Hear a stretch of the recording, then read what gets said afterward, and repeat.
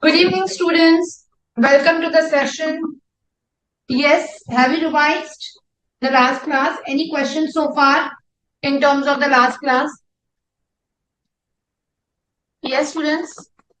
So what did we discuss in the last class was the depreciation and section 36. Yes. So what was that we discussed in section in depreciation? Yes, students. What did we discuss in depreciation? Good evening, Vanshika. Good evening, Viraj. Good evening, Salish. Good evening. Yes. So in the depreciation, we discussed about, yes.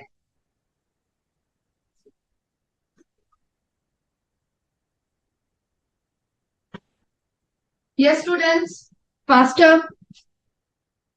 So ICDS 6. Yes, good evening, Shravanan. ICDS 6 is what we were discussing in the last class. Or let me just quickly revise the entire depreciation segment. So we discussed about section 32. So there are two kinds of depreciation. What are the two kinds? Give me the answers fast in the group. Yes. So two kinds. One is on the SLM basis. Second is on the WDV basis. SLM is for which entities? SLM is for which entities fast? It is for the power generating units and the entities which are into the generation and distribution of power. It's an optional scheme. You have to exercise the option before the due date of filing the return of income, right? And then the under the for the power generating unit, the depreciation rates are given under the Rule 5 of the Income Tax Act. Then what did we discuss about that? That in case the depreciation is claimed and then the asset is transferred. So if the amount with written down value which is there is lesser than the proceeds which are there, which are received, then in that particular case, what will you do? In that case, there will be the concept of the balancing charge and the terminal depreciation. So if you remember what we discussed about the terminal charge and the balancing charge and the terminal depreciation. So in a case where I have the sale consideration exceeding the WDV, then in that particular case, the balancing charge will be there. The amount of the depreciation claimed earlier will be considered as my balancing charge under section 41(2). The surplus amount which is there, that will be considered. So surplus as in the WDV minus the sale consideration, which will give you the basically depreciation claimed earlier. So that will be my balancing charge under 41(2). And in case my sale consideration is greater than WDV, and over and above that amount, over and above the balancing charge will be considered as my capital gain. Will be considered as my capital gain. Now, the capital gain amount which will be there is under section 50A, where what will be your WDV? Your WDV will basically be the WDV which you have in the books of accounts, right? Plus the balancing charge that you have charged in the 41(2), will that also be taken into consideration for the purpose of cost, and that will give you the capital gain under section 50A.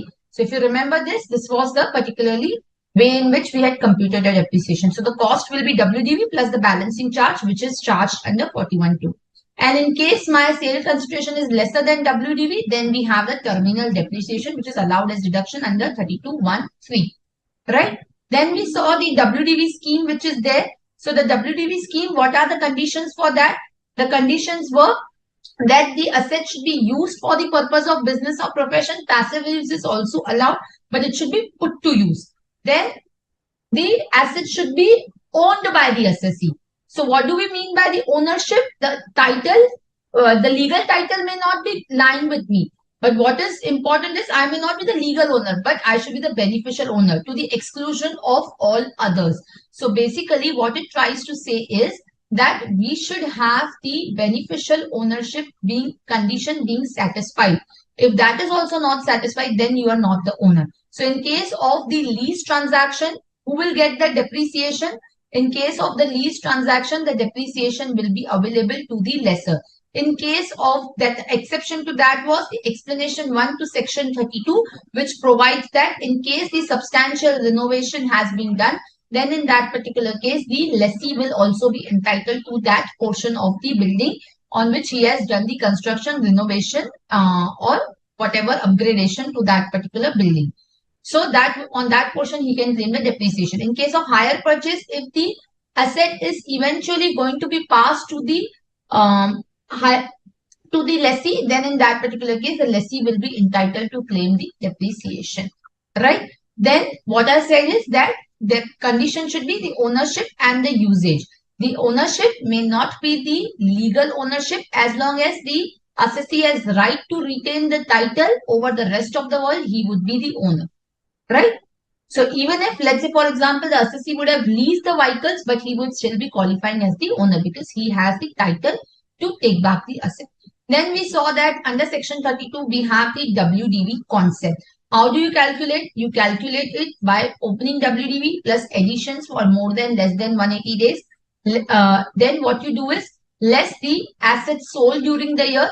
And we also had the reduction which was there under the block scheme for the basically slum sale. So what do we reduce for the slum sale? The actual cost minus depreciation on that asset transfer. That will give you the WDV on which you will calculate the depreciation. So the depreciation is allowed on tangible as well as intangible asset. Tangible asset is plant and machinery, building, excluding land and furniture. Under the plant and machinery, what is not covered? Tea, bushes, livestock, furniture and building. What is included is ships, any vehicles, books, scientific apparatus and surgical equipment. The plant is defined under section 43, right? Then intangible assets will be all the intangibles excluding the goodwill of the business, right? Now, what is WDV? WDV is defined under 43(6), right? It says for the assets purchased during the year, what is the WDV? WDV means the actual cost. Actual cost is defined under 43(1). So, under 43(1), what is the cost? Cost means the actual cost of asset to the assessee. Now, Supreme Court in Challapalli Sugar Mill said that the actual cost means it has to be understood in common parlance that whatever cost is incurred to bring the asset into existence or put in the working condition. So you will include the freight, installation charges, trial expenses, technical charges, reduce the trial run income. Then the cost which is met indirectly by any other person or authority, example waiver of bank loan, that has to be reduced. Then as per ICDS 5 also, what is the cost? Cost will include the purchase price, import and any other cost to make the asset ready for use or to bring to its working condition. Now, ICDS 7, which is there, that talks about the government grants. When it has to be recognized, 145B says in the previous year in which grants are received, the recognition should be there only when ICDS 7 says that unless there is reasonable recognition should not be done unless there is reasonable assurance that the grant will be received or the person will comply with the conditions attached to grant, but it shall not be postponed beyond the grants which are received. For the depreciable fixed asset, what you will do, you will reduce from the actual cost. So you will reduce from the actual cost, right? And for the non-depreciable fixed asset, or for that matter, the non-depreciable fixed asset, that is considered as income under section 224 and that is recognized as income over the period of cost of meeting obligations. For the financial support, in the year in which you receive, you have to recognize. And in case any concessional asset is received, then you record it at the acquisition cost, right? Then under the actual cost, what you do, explanation 8 says that you include the interest also. You capitalize the interest till the time the asset is first put to use. Even 36(1)(3) proviso says the same thing, that the interest will be disallowed for the purchase of capital asset from the date of borrowing till the date the asset is first put to use. Then we went to ICDS 9, which is, ICDS 9 on the borrowing cost. Now, borrowing cost include the interest, commitment charges, discount premium, all of that. Now, the cost which is directly attributable to the acquisition of the qualifying asset will be capitalized till the asset first put to use. Same point is given over here. And if it's a general loan, then you apportion between the assets which are qualifying assets and the total assets. Then you have to add or less the foreign exchange fluctuation as per section 43A. Under 43A, what is the condition? That the asset should be imported or the asset should be imported and the loan is being utilized. The loan is being borrowed from outside India in foreign exchange. Right? The loan is in foreign exchange. Then the foreign exchange gain or loss will be adjusted to the cost of the asset. So you have to capitalize the foreign exchange gain or loss, but it has to be done when the payment is being made. It is at the time of payment. ICDS 6, foreign exchange gain or loss, what it says for the monetary item, but it says that the initial recognition has to be at the rate on the date of transaction. For the monetary item, you have to do the M2M gain or losses, that you have to apply the rate on the closing date each year. For the non-monetary item, you don't recognize any gain or loss. For the forward exchange contract, you amortize the premium over the life of the contract, and again, exchange difference has to be recognized on M2M basis. Hedging is recognized as income. The foreign exchange gain or loss is recognized as income or expense at the time of settlement, right? Then we saw that for the other assets, which are present already, WDV means what? Now WDV can be nil, WDV can be the WDV of the previous owner, and WDV can be the notional WDV also, right? So what is the notional WDV? If let's say, for example, there's a composite income, you will consider still the full depreciation in case of agriculture income and not only 40%.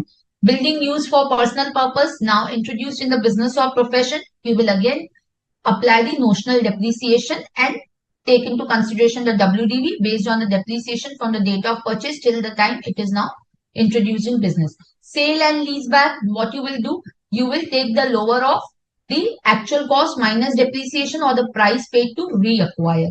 Similarly, reacquiring the, for the sale or lease back, what you will do is you will apply lower of that. And in case you are just transferring the asset and reacquiring that particular asset, then what you will do is you will take the actual cost minus depreciation and the price paid to reacquire. And in case of lease back, sale and lease back, it is the WDV for the other party that you will take into consideration. Now, when the WDV is the WDV of the previous owner, succession, transfer of asset by holding company to wholly owned subsidiary and vice versa, amalgamation, demerger, conversion of company to LLP. In such cases, you will also apply the depreciation proportionately between the two companies based on the number of days the asset is used by each of them. So you will calculate the depreciation as if there is no reorganization, and then you will divide it into the two companies based on the number of days the asset is used. When the WDV will be considered as nil, when all the assets in the block are transferred and the block ceases to exist, or the sale consideration is greater than WDV plus actual cost. In that case, there will be short-term capital gain under Section 50 of the Income Tax Act, right? So this is what we did about the depreciation. Then Section 36. Yes, is it clear till now? Any questions first before that? Yes. Okay. Now under the 36, we did the bifurcation into three segments. The 36 for the others, 36 employment related and finance related.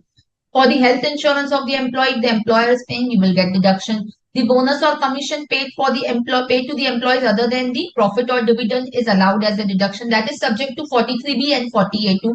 That is, you will get the deduction only when you make the payment before the due date of filing return of income. Employer contribution to the PF, you will get the deduction only when you pay the amount to the PF before the due date of filing return of income. It is subject to 43B, right? It is also subject to 40A9, that is, if it is a contribution to unrecognized provident fund, you will not get deduction.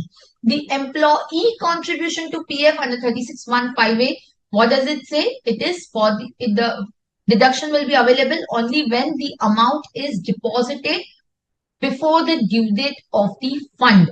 What is the due date of the fund? 15 days from the end of the month. So 43B is not applicable on the employee's contribution to Provident Fund. So it will be first considered as income under 224(10) and then will be allowed as deduction only when you deposit before the due date of the fund under 36(1)(5)(a). Employer's contribution to the pension scheme under 36(1)(4)(a), 80CCD pension, which is referred there. Deduction is 10% of the salary plus dearness allowance.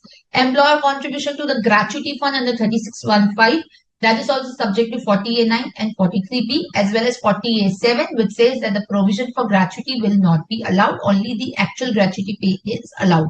So we discussed one case in the Shashun Chemical and Drugs wherein if the bonus is paid to a trust and the trust eventually pays before the due date of filing of return of income to the employees, deduction will be allowed to the employer. And deduction for family planning expense, which is 1/5. For the finance related deductions, which were the deduction? The interest on the borrowing. It is allowed for the capital assets if till the date asset is first put to use. That particular amount will be capitalized. Other than that, interest on borrowing is allowed. Discount on zero coupon bonds, pro rata basis over the life of the bond. Bad debts under 3617. It should be debt for the business, debt in respect of the business, and it should have been considered as income. Then if there is recovery of bad debts, the bad debt disallowed is less than the amount recovered, then it will be considered as income under 41(4). If the bad debts disallowed is greater than the amount recovered, you will get deduction under 36(2). Provision for doubtful debts not allowed except 36(1)(7)(a), which is for the specified bank. Scheduled bank, it is 8.5% of total income. Foreign banks and the public financial institution, NBFC, it is 5% of total income. For rural advances, it was 10% of the advance. Then there was deduction for the transfer to the special reserve under 36(1)(8), which was again to the banks for the who are into the business of the long-term finance for industrial or agri or infra development or housing finance. Deduction will be lower of 20% of the PGBP amount transferred to the special reserve or 2 times the paid up share capital and general reserve. Yes, then we last did section 37, which is general deduction. So it should be wholly and exclusively for the business or profession, should not be covered under 32-36, not capex, not personal expenditure. It should not be any expenditure which is offense or which is prohibited by the law. So what does that mean? Explanation 3 says that in case if the expenditure is incurred for providing any benefit of work visit, the receipt of such benefit of work visit is in violation of any regulation, then that is considered as offense. Compounding of offense, again that is not allowed. Then CSR expenditure, not allowed. Expenditure for advertisement in any souvenir published by political party, not allowed. Yes, is it clear? Yes or no? Are we able to recap everything? Yes. Fine, this is how we are revising on day-to-day basis. Okay, students? Okay. So let's proceed further then. So in the last class, I told you now we will move to section 40, disallowances. So 36 is allowances, section 40 is the disallowances. So let's start with it. The first section under the disallowances, 40A. Section 40A. Now, under 40A1, it is about TDS. 40A1, 40A1A, both are provision in relation to the TDS provision. So, first we'll cover section 40A1. Now, section 40A1 says what? Section 40A1 is in respect of the payments made to a non-resident. Payments made to a non-resident on which the tax was required to be deducted. So for section 40, which is there, it is notwithstanding clause, again a non-obstant clause, because these are disallowances. So in case where, let's say for example, any interest, royalty, FTS or any other sum which is chargeable under this act, which is payable to a non-resident or to any person outside India, on which tax is deductible, and tax has not been deducted or tax is deducted but not paid before the due date of return of income, then you will get the disallowance. So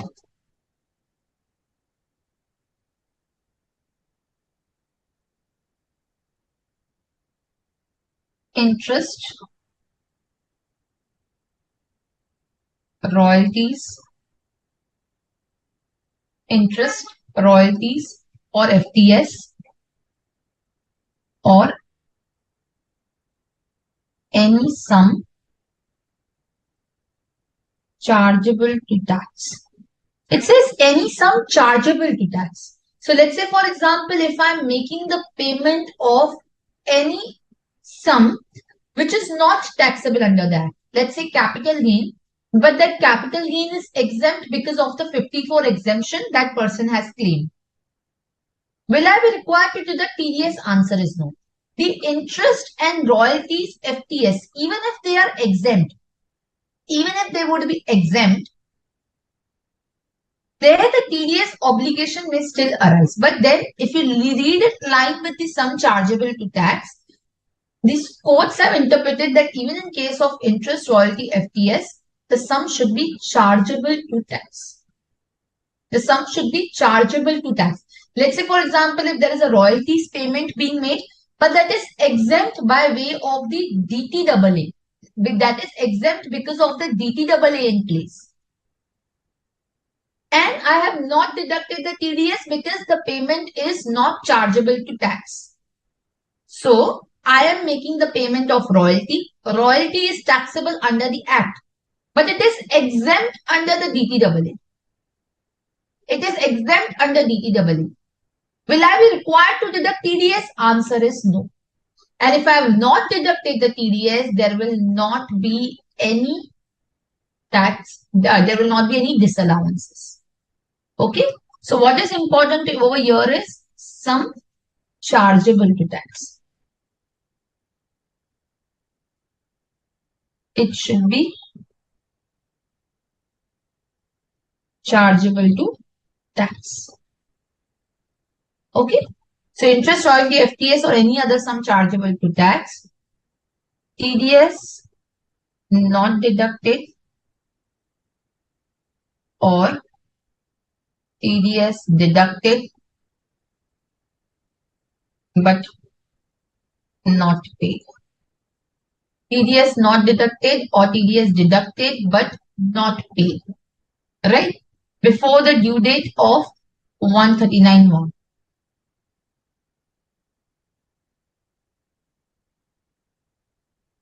Then expenditure disallowed under section 40A(1). Are we clear? This expenditure will be allowed in the year in which TDS has been deducted, in the year in which the TDS has been deducted or TDS has been deducted and paid. Okay. So in case, let's say for example, in this year, I have just deducted the TDS, but I have not paid till 30th September. The expenditure will be allowed to me in the next year when I make the payment of the TDS. Okay. Expenditure allowed in the previous year of TDS deduction or payment. Okay. Fine. Now, where the assessee has failed to deduct the TDS, okay? But let's say, for example, the payee has furnished the return of income and has included such income in his return of income and paid the due taxes. And has paid the due taxes. Then in that particular case, the deduction will be allowed to the assessee. The deduction will be allowed to the assessee. So the assessee will not be considered as assessee in default. So the exception is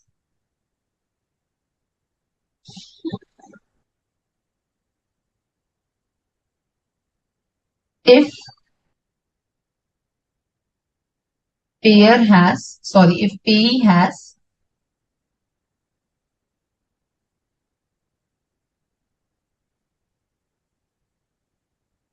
filed the return of income, considered such income and paid the taxes thereon, So, in case the assessee has filed the return under section 139, taken into account such income and paid the taxes, and furnishes CA certificate, then expenditure allowed to the payer. Payer not to be treated as assessee in default. Okay? Because here the payer is treated as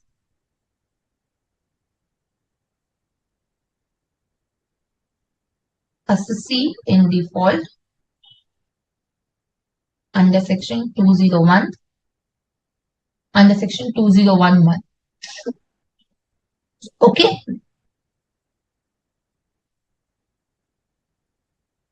What do we mean by assessee in default? So, let's say for example, if the payer is required to deduct any TDS, right?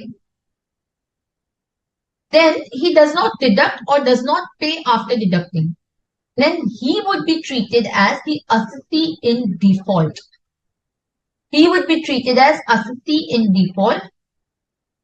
Now, once he is treated as the assessee in default, he shall be liable to pay the interest at the rate of 1% per month on the amount on which tax was deductible but not deducted, and 1.5% per month on which the tax was deducted but not paid under 201A. Are we getting that? So here the assessee will not be treated as the assessee in default. In case the payer furnishes the return, considers the income and pays the tax due thereon. So here you can write down, payer is treated as assessee in default, interest at the rate of 1% per month on tax not deducted from the date on which it was deductible to the date on which deducted.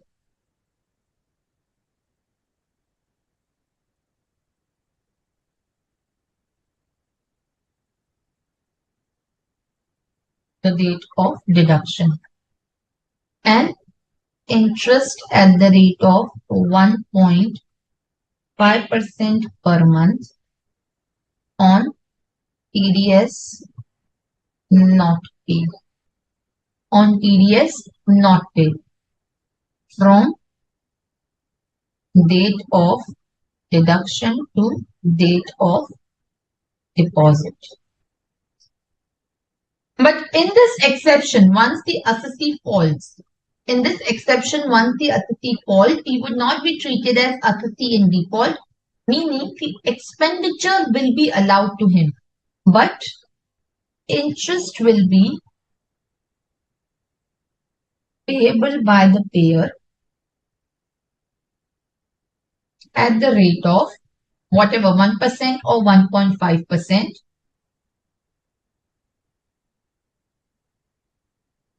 at the rate of 1%. So basically, if the person has failed to deduct the TDS on the sum paid to the payee or on the sum which is credited to the payee, but he is not treated as assessee in default because of this exception, the interest shall be payable from at the rate of 1% on the TDS deductible from date on which it was to be deducted till date of furnishing return of income by the payee. Are we clear? So basically, he would still be liable for 1% interest from the date on which he should have deducted the TDS till the date when he is required to file the, when the payee has filed the return of income. Are we getting that? FTS, yes, means fees for technical service, Shankara. So, what you need to here take into consideration is that yes, TDS was required to be deducted, you have not deducted or deducted but not paid, then the expenditure is disallowed, plus you will be treated as the assessee in default. Plus you will be treated as the assessee in default. Then if you're treated as assessee in default, interest at the rate of 1% on the TDS not deducted and 1.5% on TDS not paid from the date of when it was deductible to date of deduction 1% and 1.5% from the date of deduction to date of deposit. The exception is if the payee has filed the ROI, taken the income, paid the taxes, furnished a CA certificate, then you will be allowed the expense. You will not be treated as assessee in default, but you will be still required to pay the interest at the rate of 1% on the TDS which was deductible from the date on which it was deductible till the date the payee furnishes the return of income. Fine. Next section. Section 40A 1A. 40A 1A. Now, what does 40A 1A says? 40A 1A is in respect of the sum payable to a resident. 40A1 is for the non-resident. 40A1 is for the resident. Okay, here you can write interest, royalty, fees or any sum chargeable to tax payable outside India or to a non-resident. Okay, this is 40A1A is in respect of sum payable to a resident. So here, what are the two things? Fails to deduct TDS or fails to deposit the TDS. Again, the same thing. So, TDS not deducted or TDS deducted but not paid before due date of 139(1). Right? Due date of 139(1). Then in that particular case, what will be disallowance? Here, the disallowance is going to be 30% of the expenditure. In the earlier case, the disallowance was 100%. The disallowance was 100%. But in this case, 30% of the expense is disallowed. Again, you have a similar provision over here that the allowance will be made in the year in which you have deducted the TDS and paid the TDS. So 30% will be allowed in the next year. So allowed in previous year in which TDS deducted or paid. Okay. Then here also you have a similar provision that in case the payee has taken the income, filed the ROI and paid the taxes there due on and furnished the CA certificate, he will not be disallowed the expenses. So everything else similar over here. So this exception will come in fact over here as well. I'm copying the same thing.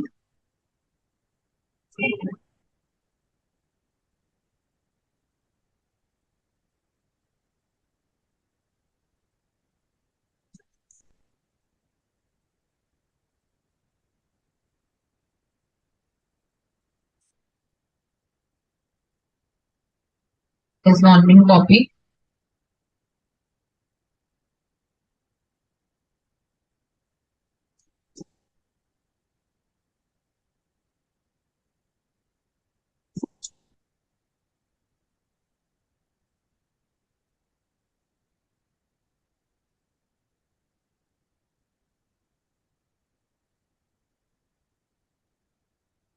It is not getting copied. I don't know why. But yeah, I'm just writing down otherwise.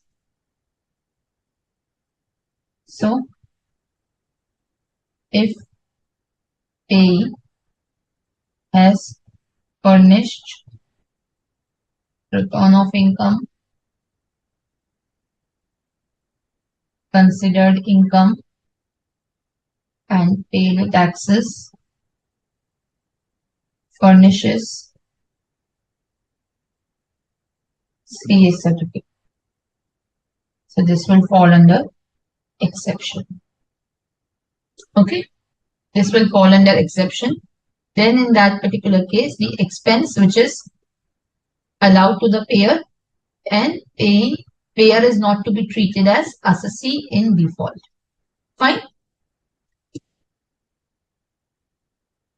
There's some issue. 1 second.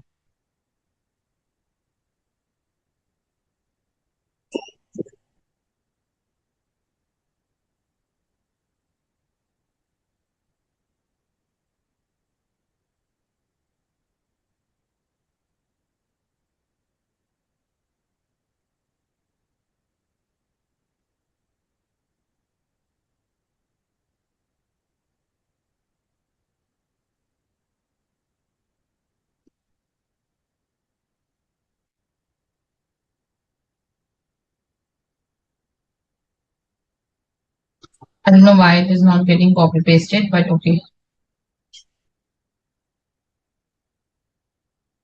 Payer not to be treated as assessee in default. Interest at the rate of 1% per month from date TDS deductible till date of filing return of income by the payee. Fine. Okay. So all other points will remain the same. Yes. Any questions? Any doubt? Yes, students.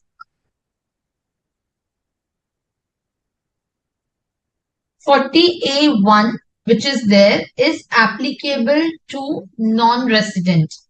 40A1 is not applicable to the resident and not ordinary resident. Are we clear?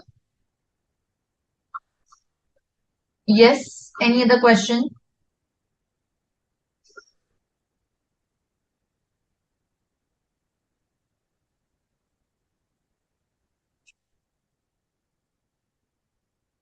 Yeah. So 40A1 is not applicable to RNOR. It is for the non-resident. Thank you, Shankara. I'm glad you're finding the classes very interesting. I'm hoping that you find DT very interesting at the end of all these sessions. Okay? Yes, any other question? So 40A1, 40A1A. Next is, yeah, in case the amount is payable outside India. Now, if outside India can be a resident also, Viraj. So it says amount payable outside India. So it could be to a resident also outside India. Then in that particular case, the 40A1 will be applicable. Okay. Then next one is 40A1B. 40A1B. Again, this is similar, but this is for the equalization levy. 40A1B is if the equalization levy is not deducted or not paid, then in that particular case, the disallowance of the expenditure will be made. So you can write down consideration payable to non-resident, consideration payable to non-resident for services on which equalization levy, that we will do it in the international tax class, is deductible, then fails to deduct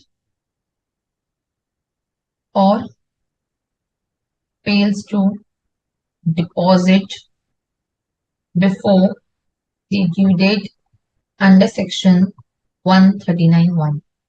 Okay. Then what will happen? The entire amount will be disallowed. 100% disallowance of expenditure allowed in previous year in which EQL deducted and paid. Fine. Then, yes, next one is the 40A3. 40A3, which is for the salaries.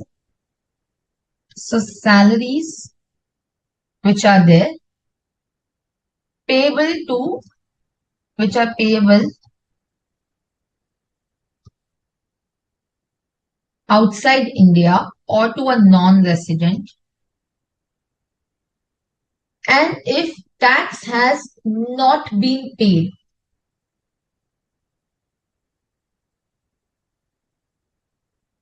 you can write fails to deposit the TDS.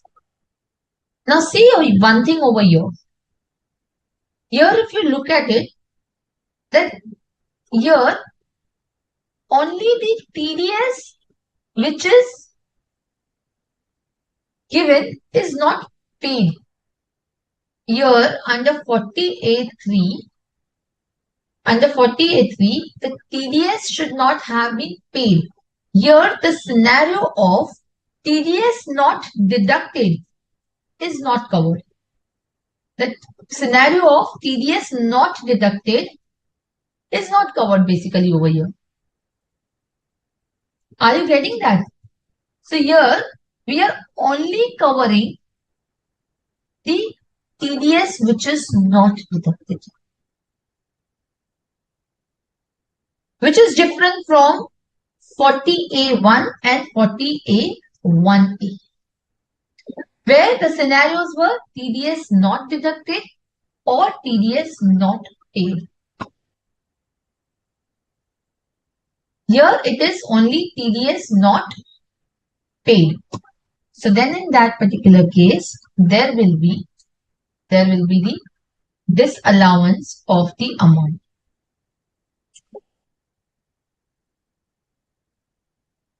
So here it should be TDS has not been paid or deducted from the chapter 12B. So again, sorry, fails to deposit here. Sorry, both are there. My mistake. Fails to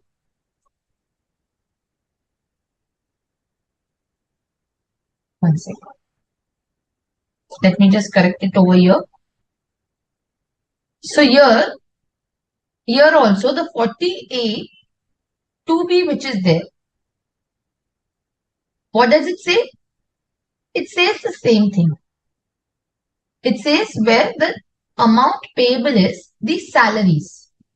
The amount payable is the salary, but here the TDS has not been deducted or paid.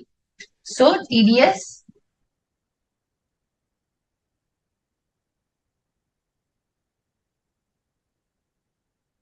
not deducted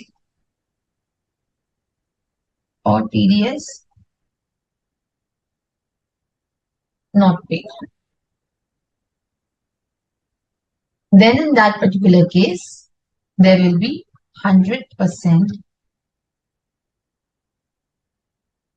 disallowance.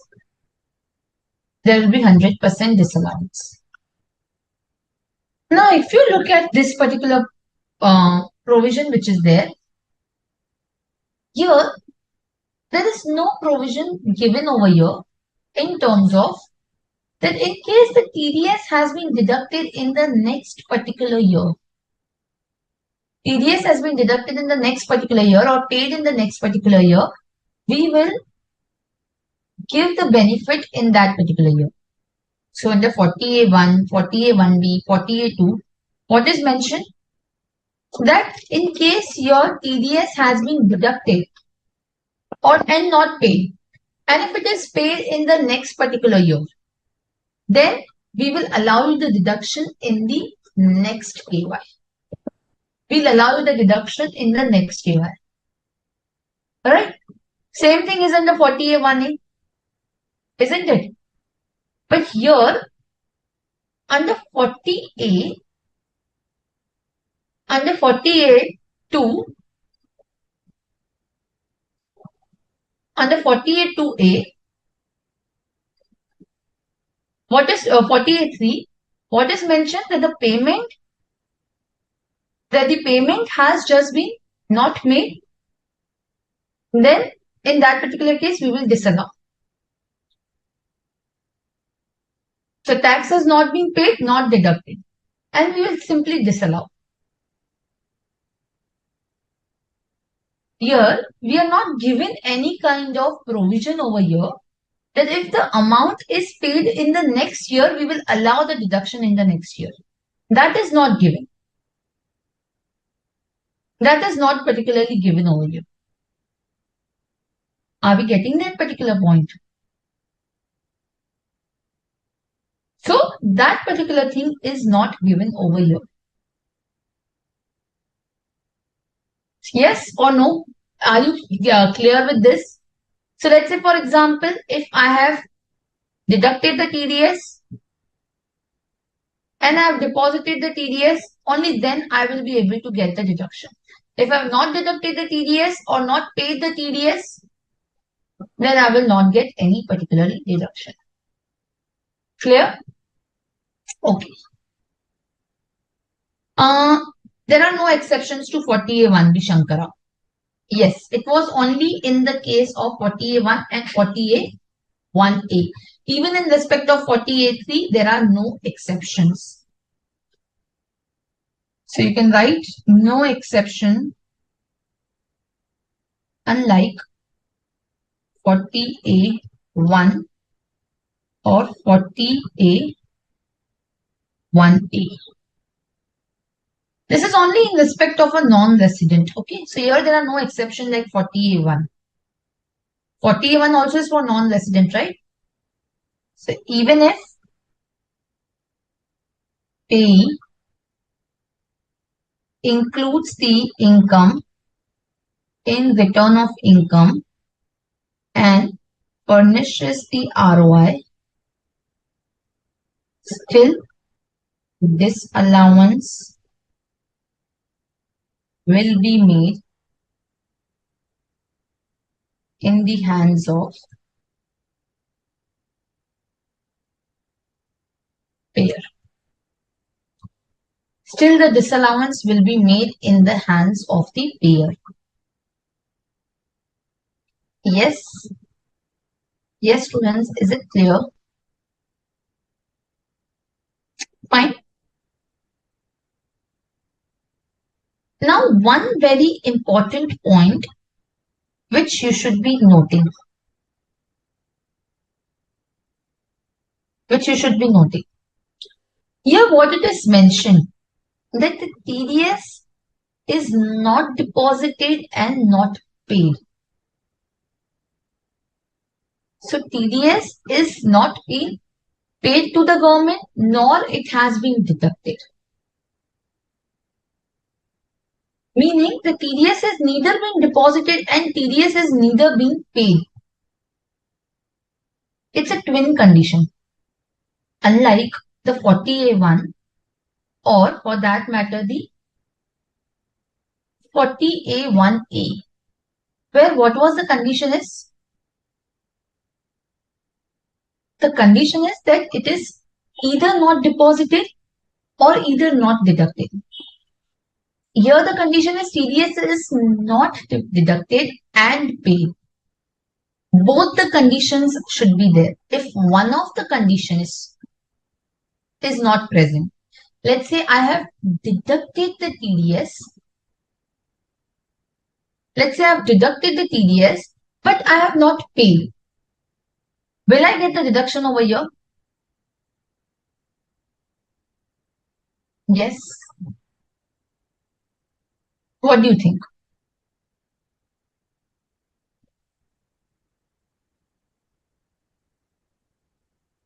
Yes, students, what do you think?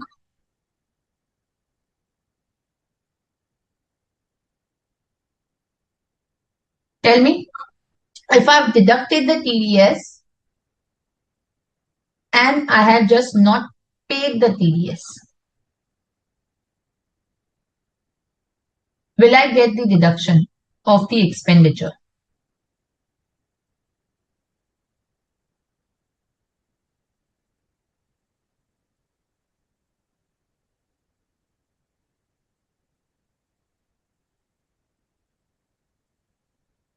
Yes.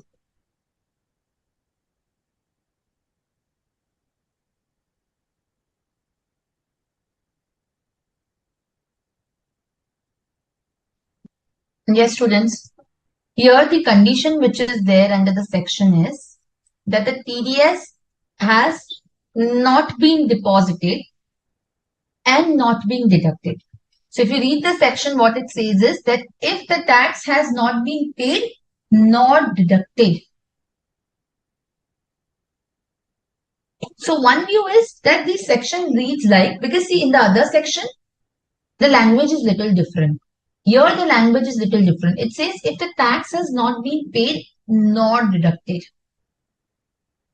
Meaning I have not even deducted the tax and I have not paid the tax. If I have deducted but paid, one reading of the section suggests you will be still allowed the deduction. If you have not deducted and not paid, then only the disallowance will get attracted.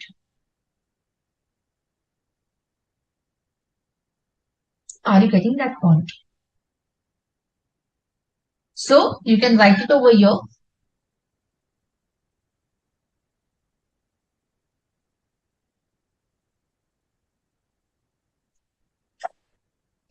So the first point you wrote, no exception unlike 40A1 or 1A. Second is, this is permanent disallowance. That is, even if amount deposited in next previous year, no deduction in next previous year. No deduction of expense in next previous year. No deduction of the expense in next previous year.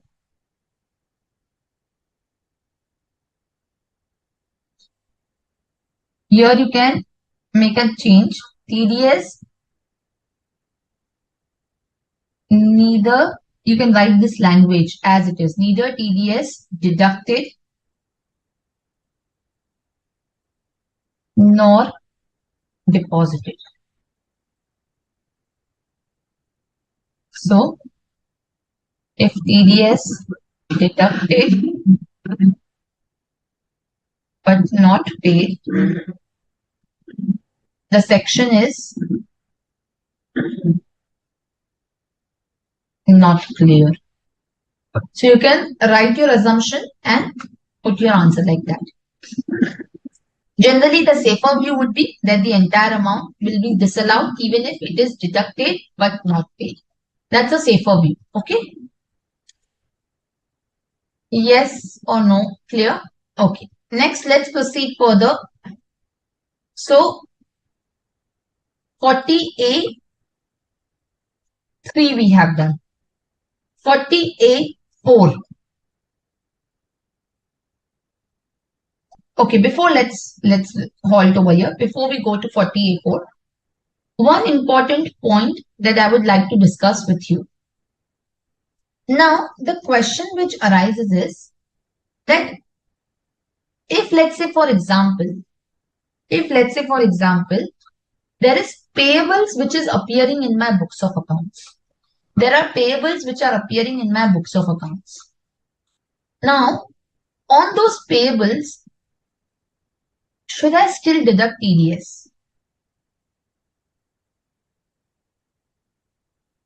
So on the payables, whether TDS is required to be deducted, or since the section says the expenditure paid.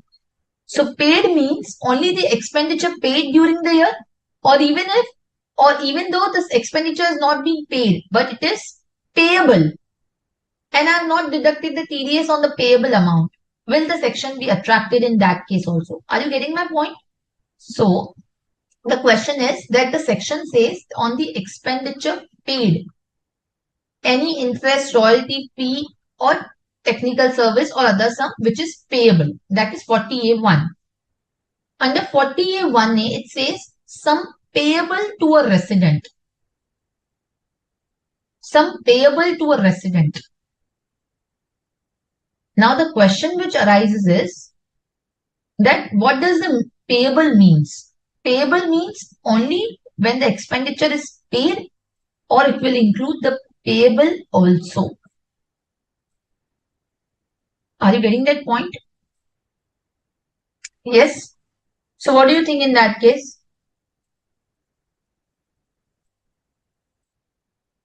Payable means what? It means the paid and payable both. It means the paid and payable both technically. So are you getting that? So if the word used is payable, you have to still consider both. So 40A1 is attracted even when the amount is payable to any person but has not been paid. Okay. So 40A1A would be attracted in both cases when the amount is payable as well as when the amount is paid, because the concept is of accrual concept, and under the accrual concept, both the payable as well as paid are taken as the expenditure. Okay. Yes, students. Yes, you're correct. Mansha, what will be the reason for not allowing the payment in the next year? TDS provision for salary is different from other.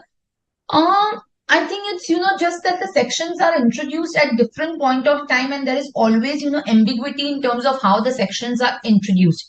That's always the case. So this is not applicable for salaries paid to a resident. 40A3 is only applicable for salaries paid to a non-resident. Okay. So 40A3 is only for the salaries paid to a non-resident. It is not applicable for salaries paid to a resident.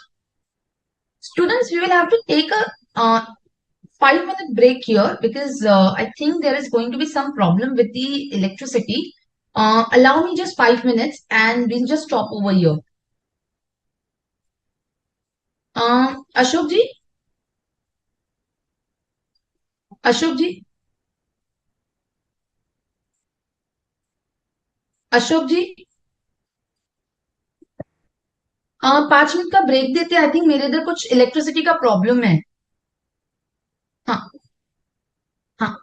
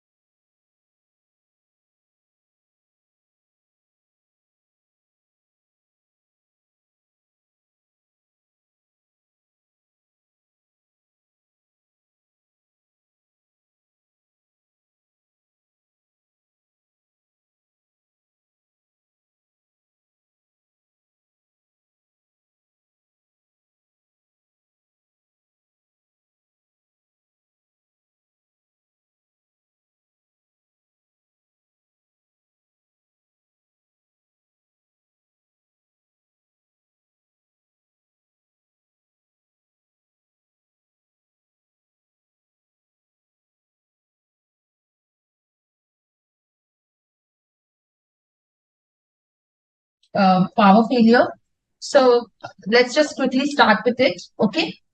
Now we'll not give any break because we have already taken the break in this 10 minutes. Okay. So we'll just go on till 9 o'clock now. So we were on what? 40A3, now 40A4. That is in respect of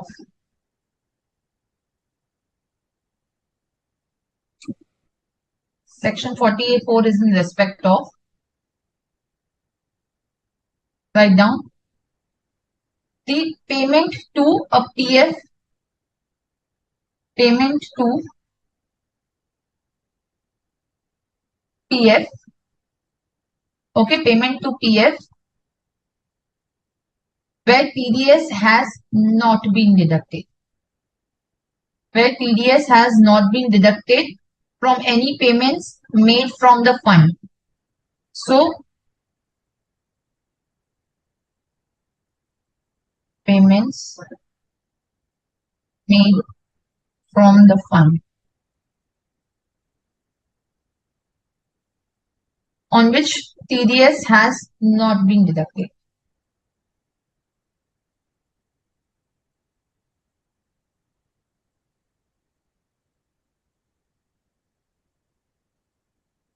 Now, what does this mean?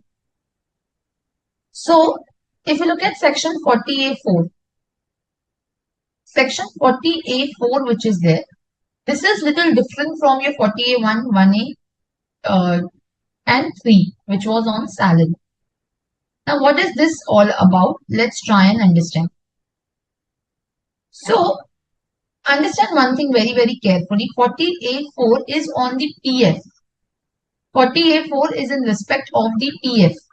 Now, what happens is that the employer's contribution to the PF, employer's contribution to the PF or any other fund will be disallowed if the arrangements are not made to deduct the TDS. To deduct the TDS. Now, in which case the TDS will be required? Why the employer's contribution will require the TDS? Let me know. Yes. Why TDS will be required to be deducted on the employer's contribution? Yes.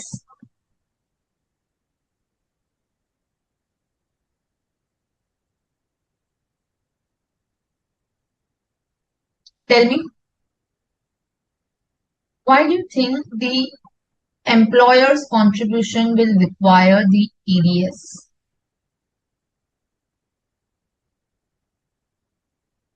Yes, students. So in case you're contributing, of course, more than the 12%, which is there, isn't it? So that becomes taxable. So if you're contributing more than 12%, it becomes taxable in the hands of the employee. So obviously you are required to deduct the TDS.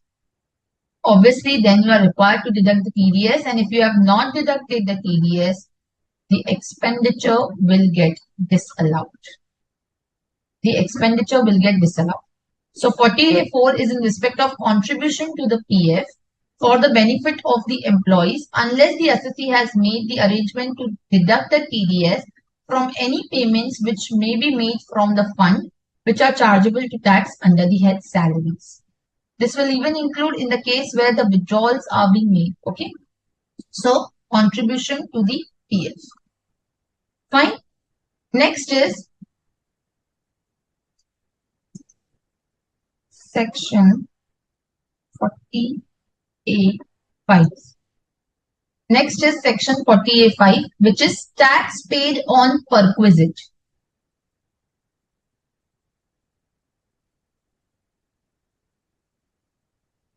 Tax paid on perquisite on behalf of employees.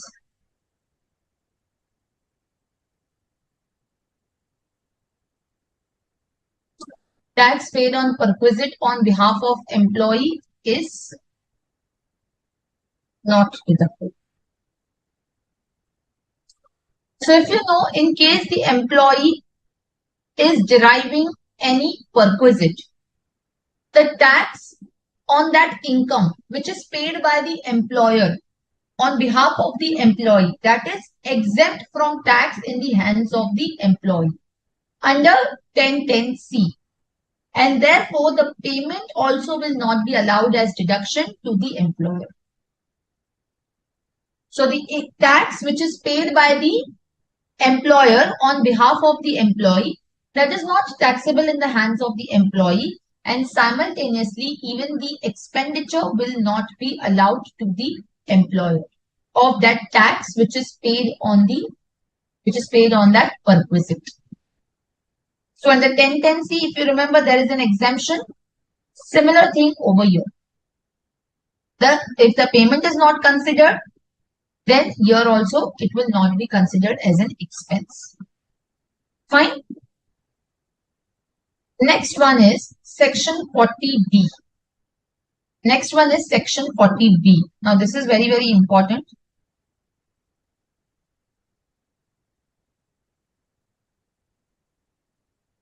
What is section 40B? Section 40B is the remuneration and interest to the partnership firm.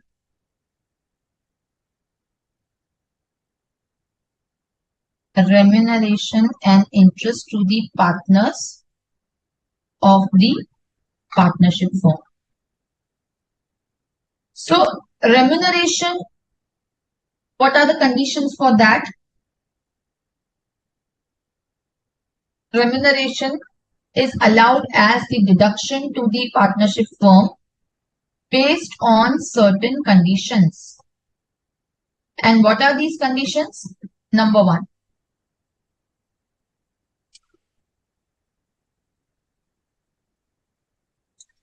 the first condition is the payment should be to only a working partner.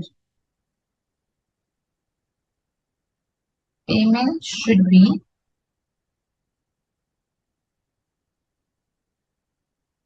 to a working partner. Second, the payment should be authorized by and in accordance with the partnership deed.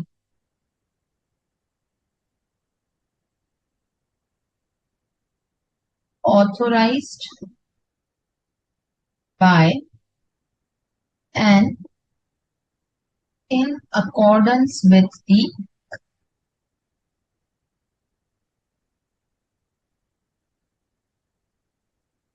partnership deed. The payment should be relating to the period after the partnership deed. Payment should be to the period after the partnership deed.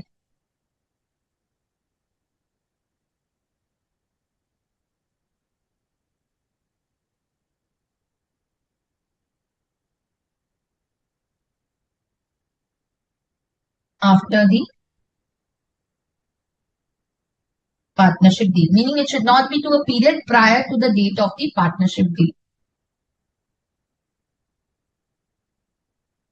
Okay.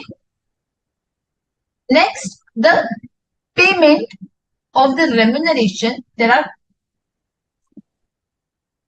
limits. There are limits of the deduction. And what are the limits of the deduction?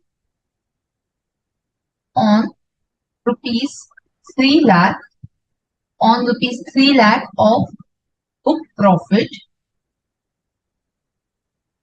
or in case of loss, what is the remuneration?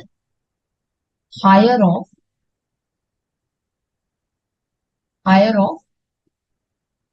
1,50,000 rupees, 1.5 lakh, or 90% of the book profit.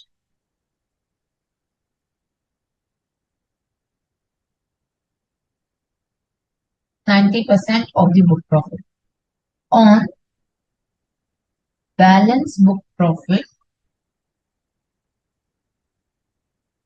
On the balance book profit, 60%. What is the meaning of book profit? Book profit means what? The book profit means the profit which is computed as per the provisions of this act. Sorry, profit which is as net profit as per the profit and loss account. Are we getting there? Book profit means the net profit as per the P&L account.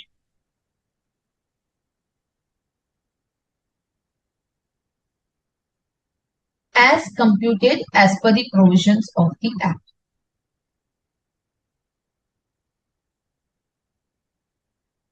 As per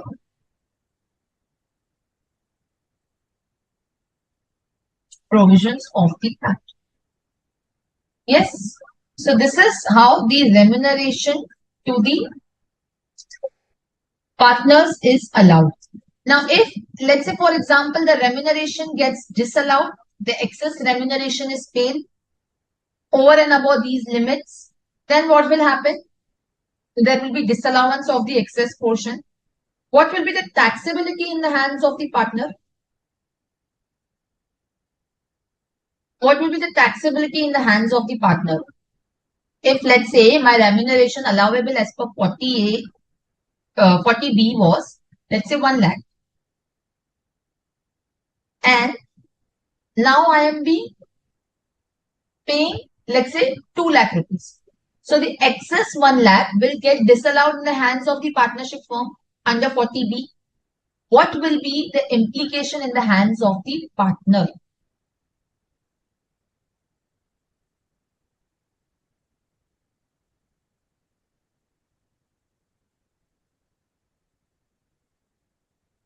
Yes, what will be the implication?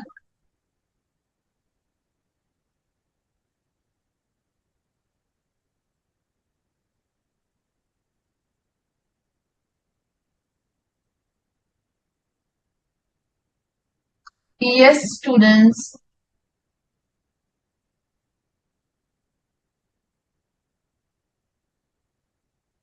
Yes. What will be the implication? It will not be taxable in the hands of partner. Yes, Shafna, you are correct. So you can write it over here. Sorry. Amount disallowed under section 40B will not be the income of the partners. Will not be the income of the partners. This is as per which provision, students? Yes, this is as per which provision? So if you remember section 28, 28.5, proviso to 28.5, it said that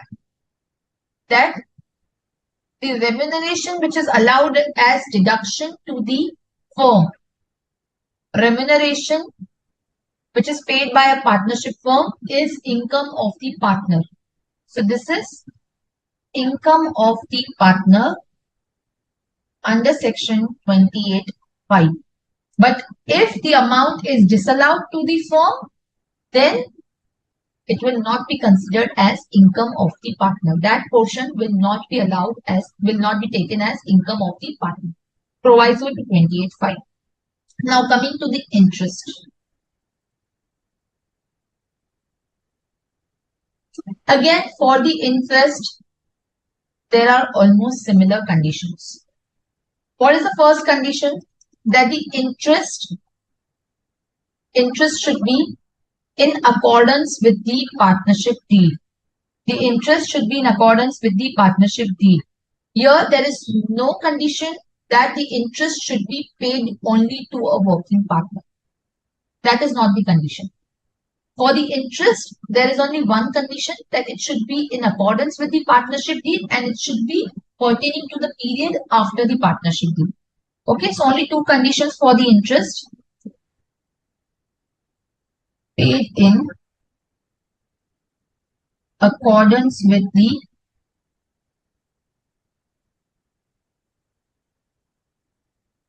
partnership deed.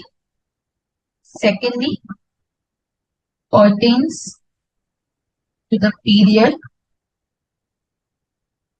after the partnership deed. What is the limit which is given? The limit is 12% per annum. Limit is 12% per annum. Yes, students?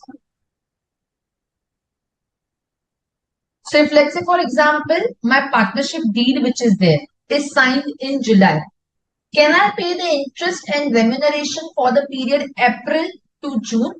Answer is no.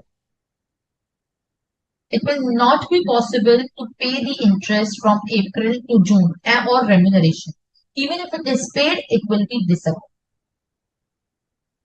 Only when the partnership deed comes into existence, let's say the partnership deed is in July, then only you can make the payment of the interest or the remuneration. Are we clear? Yes or no?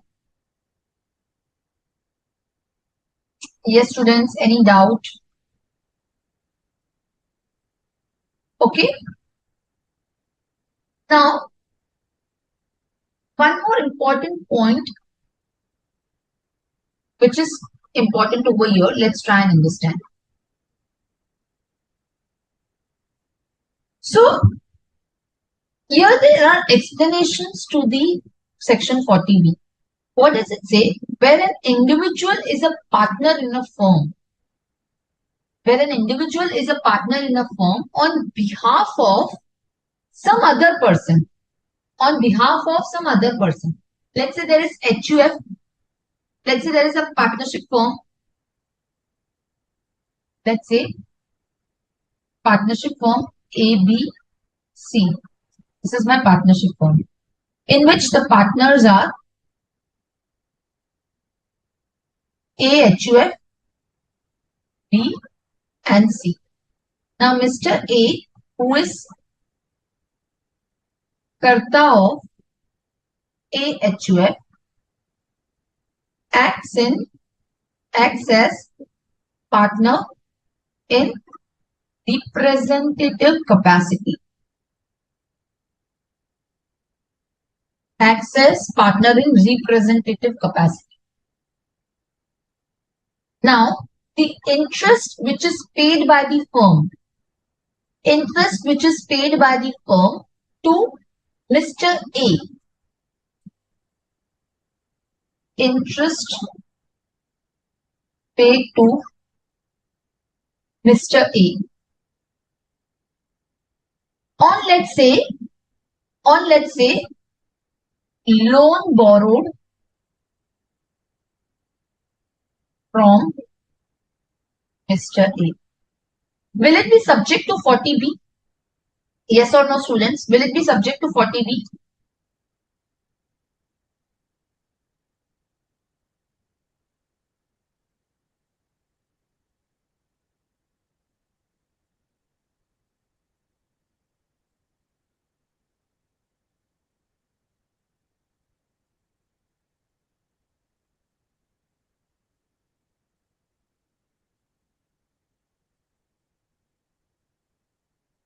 Yes, students.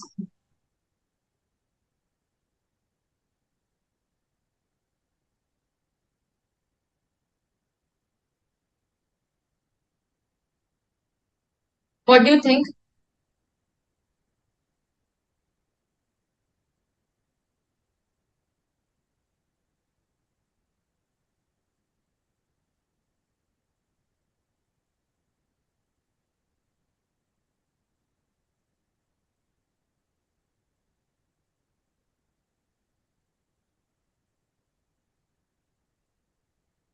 What do you think? Yes.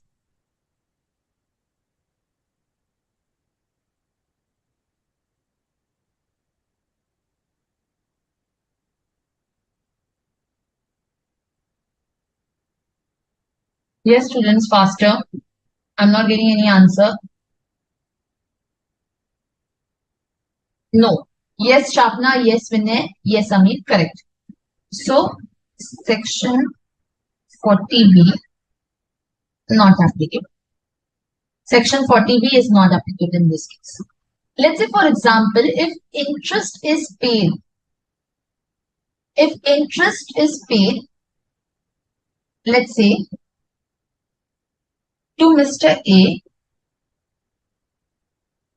on the capital of AHUF, whether 40B is applicable in this case, whether 40B applicable in this case.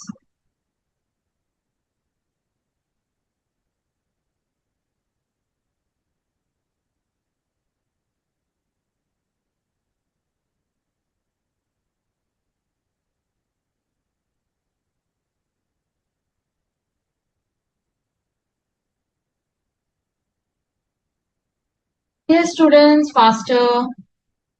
Yes or no?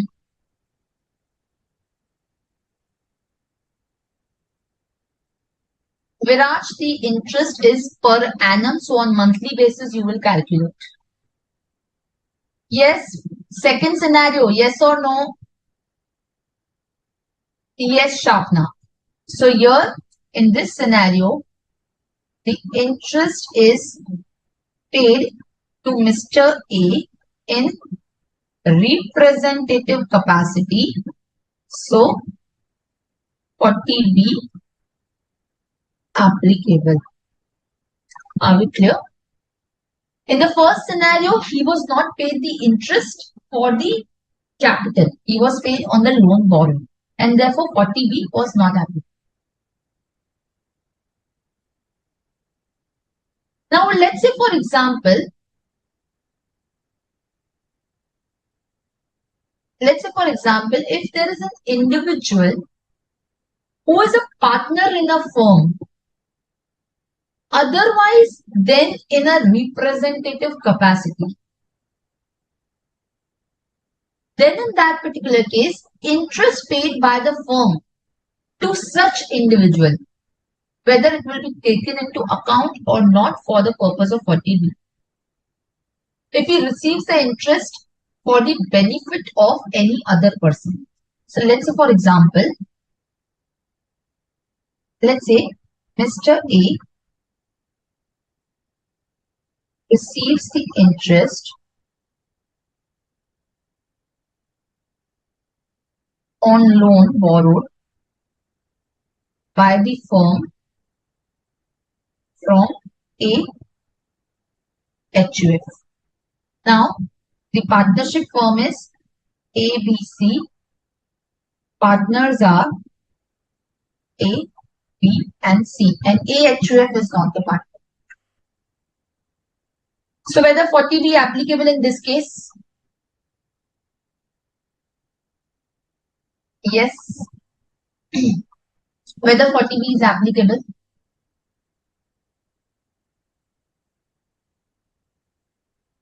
In this case, 40B will not be applicable because he is receiving the interest on somebody else's behalf. So therefore, here 40B will not be applicable. So write down 40B not applicable as he is receiving the interest on behalf of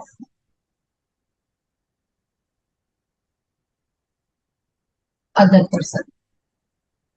On behalf of the other person. Yes. Are we clear about these three situations? See, these can come in examination, so you have to be very careful in what capacity the interest or remuneration is getting received. Are we clear? Mainly this is for interest and not for remuneration. Section 40BA. Section 40BA is in respect of the interest, bonus, interest or remuneration or bonus to the members of AOP or the BOI. Okay, so in that particular case, this is completely disallowed. If any interest or remuneration is paid to the members of AOP or BOI, this is completely disallowed. Okay, this is not going to be allowed.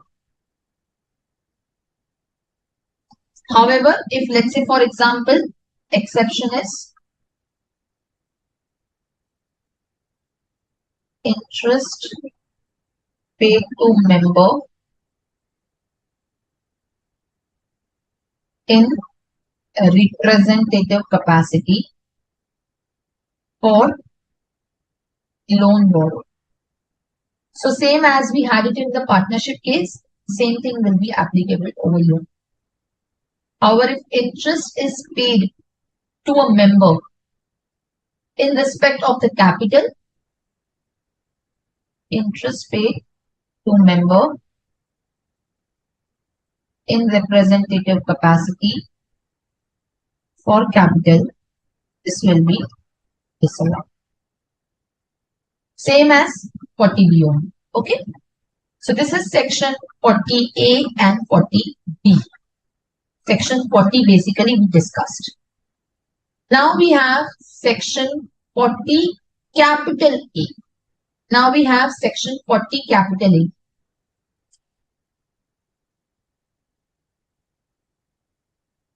Again, this is for disallowances. What we did was 40 small a, 40 small b. Now we have section 40 capital A. In that, section 40A2. Expenditure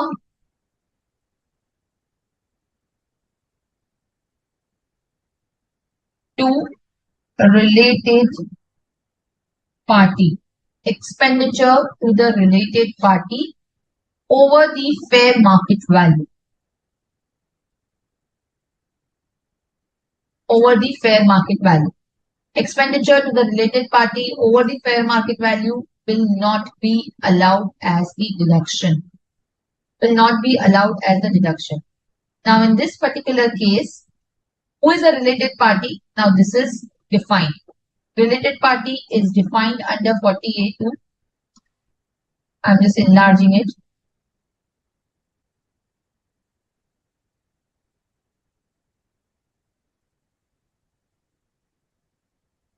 Okay. So if the assessee is an individual, then any relative of the assessee. Now what do we mean by the relative of the assessee? The relative means the relative of the assessee means what? Yes. Relative in this particular case is again defined. Relative means the brothers, sisters, your parents, all of those are covered as the relative of the assessee. Are we clear?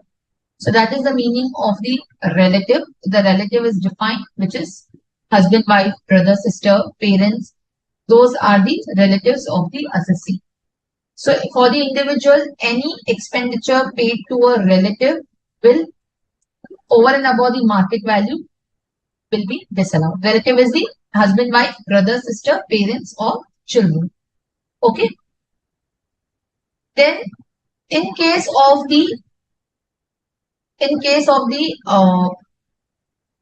company, firm, AOP, HUF, in that case, any director of the company, partner of the firm, member of the AOP, or any relative of such director. You can write here, direct relative means spouse, parents, children, brother, sister. Okay. Individual who has a substantial interest in the business or profession of the assessee or any relative of such individual. Now, what do I understand by the substantial interest? Substantial interest meaning what? That a person shall be deemed to have a substantial interest. Section says that a person shall be deemed to have a substantial interest where there is a situation when that in case of a business or profession carried on by the assessee, by the company, where the beneficial owner is there who is carrying not less than 20% of the voting power. Right? Who is carrying not less than 20% of the voting power. So, a person shall be deemed to have a substantial interest where, in case where the business or profession is carried on by a company, such person is at any time the beneficial owner of the shares carrying not less than 20% of the voting power. So if in case where there is a company or a firm or an individual who has a substantial interest in the business, so in that particular case, that will be considered, the payment to that person will be considered over and above fair market value will be disallowed. In any other case, it is the person who is beneficially entitled to not less than 20% of profits. For a company, firm, AOP, HUF, again a substantial interest in the business of the assessee or any director, partner or member of such company, firm, AOP, or any relative of such director, partner or member of the company in which the first mentioned company has the substantial interest. Meaning, let's say a company is there which is holding a stake in another company, then in that particular case, that both will be considered as related party.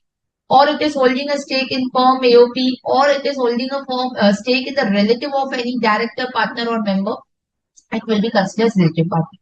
A company, firm AOP, HUF of which a director, partner or member has a substantial interest in the business or profession of the assessee, or any director, partner, member of such company or any relative of such director.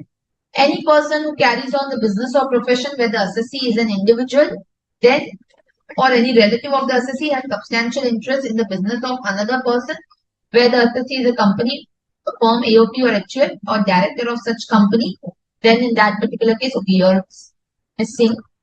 So just write down over here.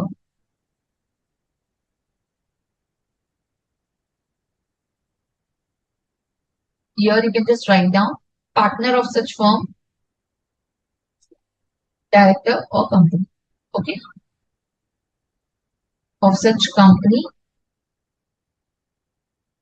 Then write down 1 second.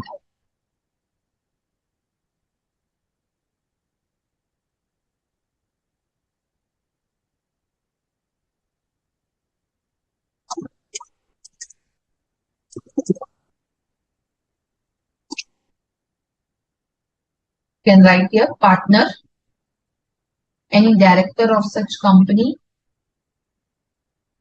partner of such firm,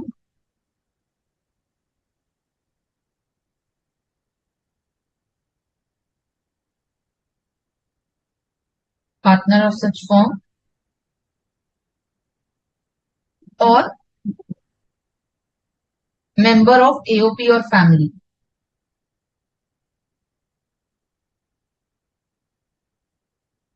Member of the AOP or family or any relative of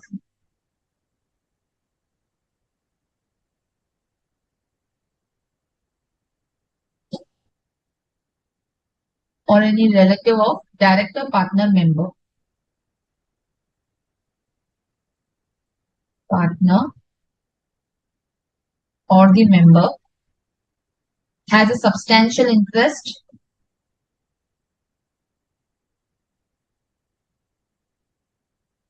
in business or profession of that person. Okay.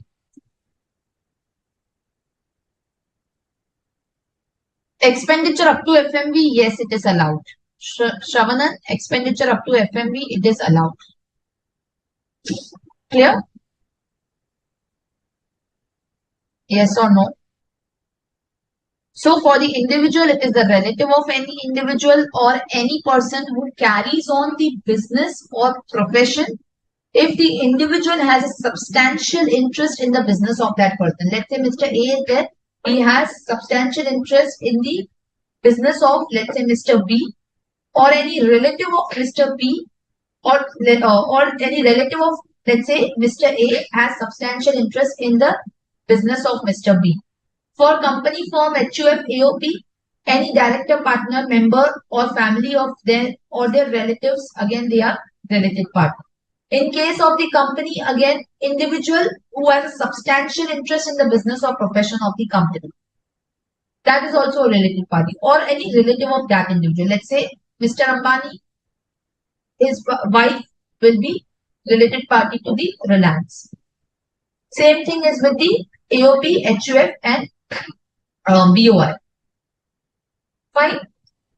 Then in case of the company, AOP, firm or HUF, any director also is a related party. So let's say a company, AOP firm is there that has the substantial interest in the other company, or their directors have a substantial interest in the other company, or relative of that director has substantial interest in any other company.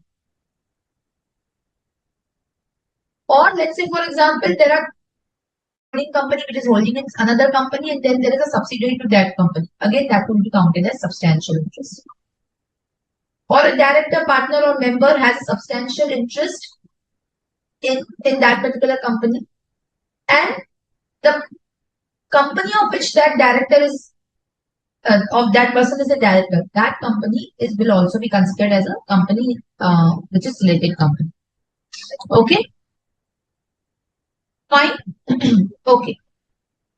Now next is 40A3. One second, this is, I think, section 40A3. This will be what? Payments in excess of 10,000. Payments in cash greater than rupees 10,000. So where any expenditure is incurred for which payment has been made otherwise than by account pay check, ECS, electronic mode, that will not be allowed as deduction. Fine. Now this will be, let's say for example, if there is opening balance. If I have opening balance of, let's say, a supplier.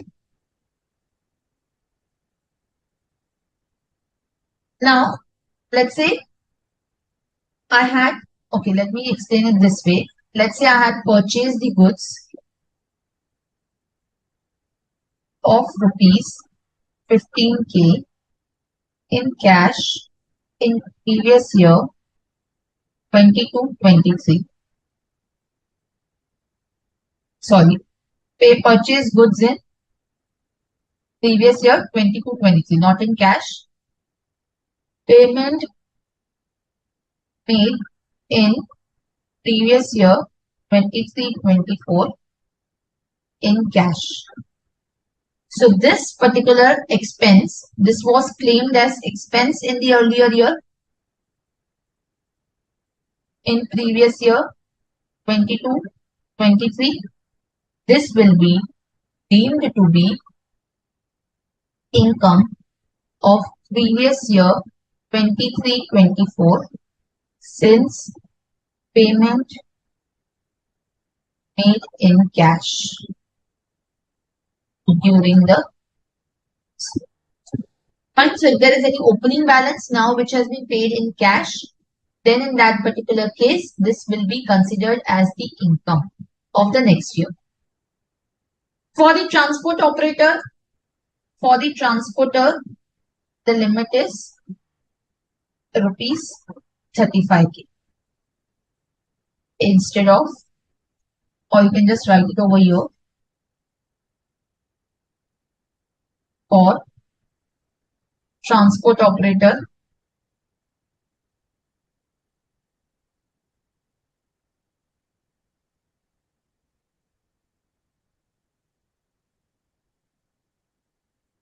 limit is rupees 35. Fine.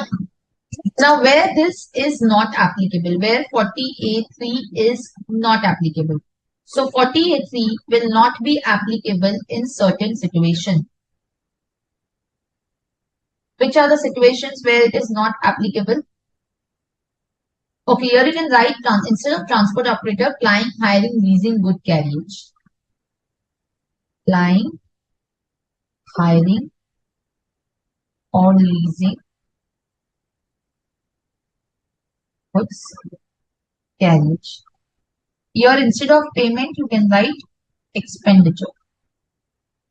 If the capital asset is purchased in cash, that is not considered as the eligible asset for depreciation purpose, right? It is not included in WDV. Remember that thing, right? Now, what is not considered under 48.3? Loan transactions. Not covered under section 48.3 is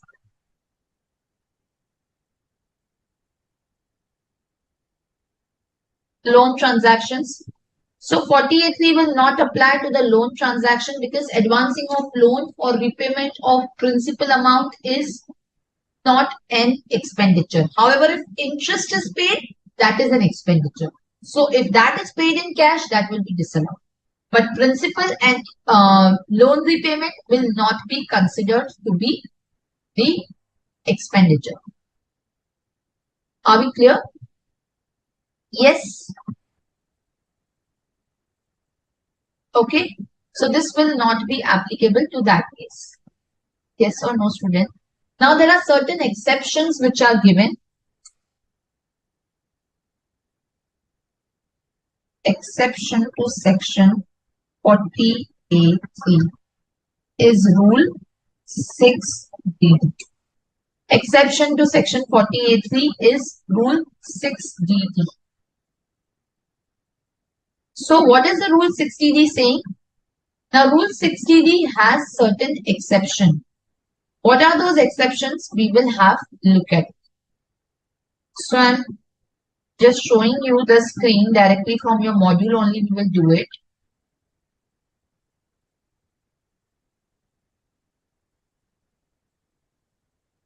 Okay, are you able to see that? Where the payment is made to the RBI, SBI, Cooperative Bank, Primary Agricultural Credit Society or Primary Credit Society, LIC. So if the payment is made to the government agency, it is, even if it is more than 10,000, it will not be disallowed. Payment made to the government, not disallowed. Payment is made by a letter of credit arrangement, telegraphic transfer, bill of exchange is again not disallowed. Payment is made by way of adjustment against any amount of liability for goods or services rendered by the assessee. So let's say, for example, a person was my debtor. Now he is also my creditor also. Now if I make the adjustment, I pass an adjustment entry writing off my debtor and creditor in front of each other. That is an adjustment entry that is not covered by section 48.3. Payment is made for the purchase of agricultural or forest produce, animal husbandry, fish or fish products, horticulture. These are not considered for 48.3 even if it is more than 10,000. Payment made for the purchase of the products manufactured or processed without the aid of power in cottage industry, that is not considered. Payment is made in a village or town which on the date of such payment is not served by any bank, to any person who resides there or is carrying on the business or profession in such village or town. Any payment which is made to an employee of the assessee in connection with retirement, retrenchment, resignation on account of gratuity, retrenchment, compensation or terminal benefit, and the payment does not exceed 50,000. Payment is made by way of salary to the employee where he is posted for a continuous period of 15 days in a place other than his normal place of duty and does not maintain any bank account at such place or shift. Payment is made to an agent who is required to make payment in cash. Payment is made by an authorized dealer for the foreign currency. In that particular case, section 48.3 will not be applicable. Okay? 48.3 is not be applicable. Okay? So just write down now. I'm giving you the exceptions in small only because, you know, why I showed you, because I first wanted you to understand this thing. So just write down rule 60D. So I'm giving you in short so that you can remember on the day of examination. Payment to SBI, RBI, payment to SBI, RBI, payment to government, or cooperative bank, payment to government, payment for agricultural produce. Next is payment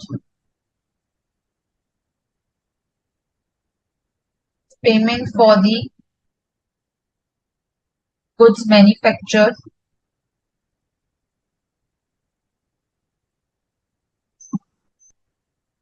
by cottage industry.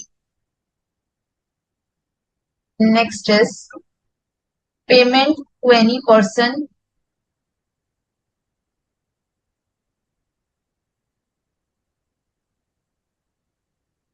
in village or town not served by bank.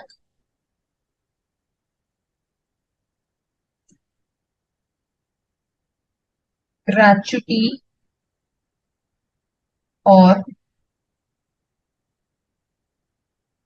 terminal benefit to the employee less than rupees 50,000 on retirement. On the retirement or resignation. This one is very, very important and often asked question. Next one is payment or salary to employee. Salary to employee posted for 15 days or more for greater than equal to 15 days at any place or ship and does not maintain books of accounts. Okay. Payment to any agent.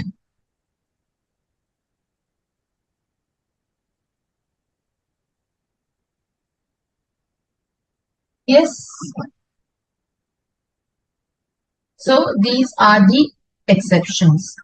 Spouse of proprietor is a professional accountant. Payment to spouse for accounting charges. See, if it is to the extent of fair market value, Viraj, it will be allowed. Over and above fair market value is what gets disallowed, Viraj. So if you are making the payment over and above the fair market value, then there will be the disallowances. Okay, Viraj? So it's not that the related party payments are disallowed.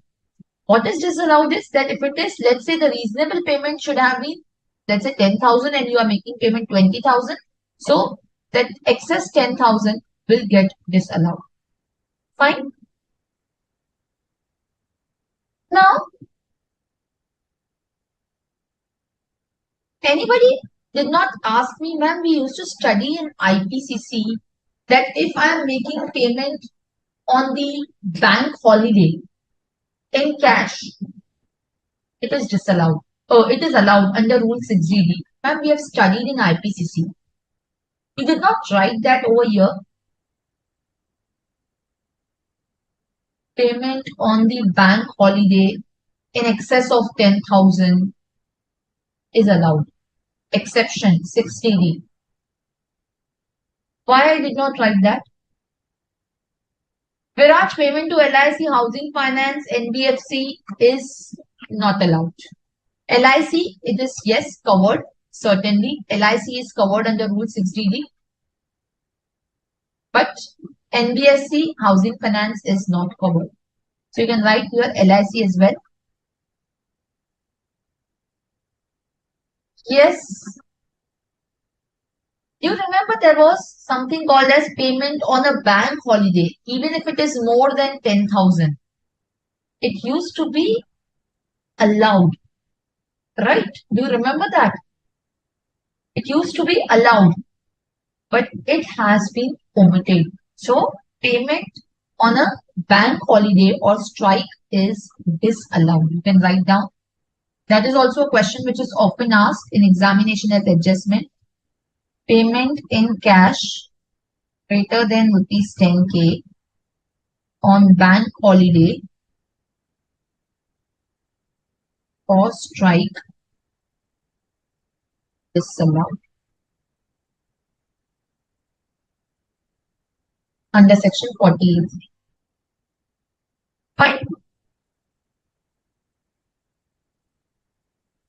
Yes, students. Next section is 43B.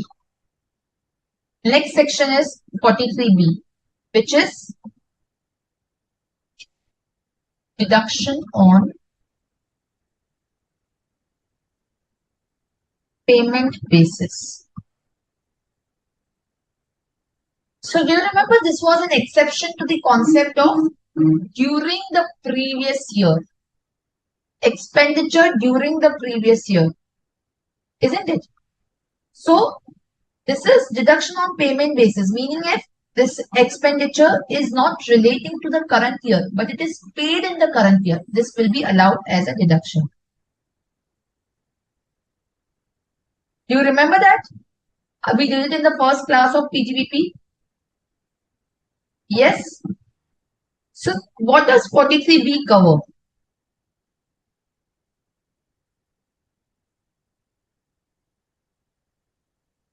So what is covered under 43B? Let's write down. Let's write down.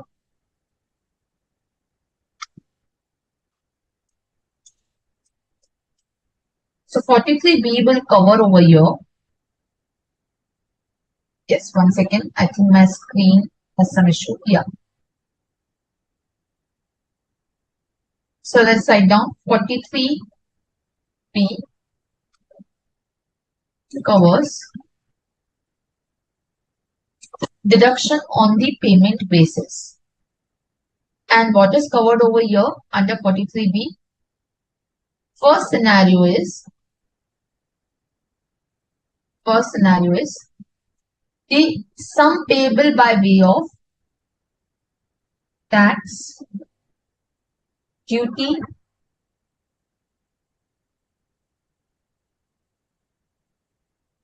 cess or fees. So basically taxes. Second is employer contribution, the PF. Remember we spoke about this in 3614 also, or any superannuation fund or the gratuity fund. So remember gratuity fund again under 3615 we have done that. Then bonus or commission. This we did it in 3612, right? Bonus or commission to the employees.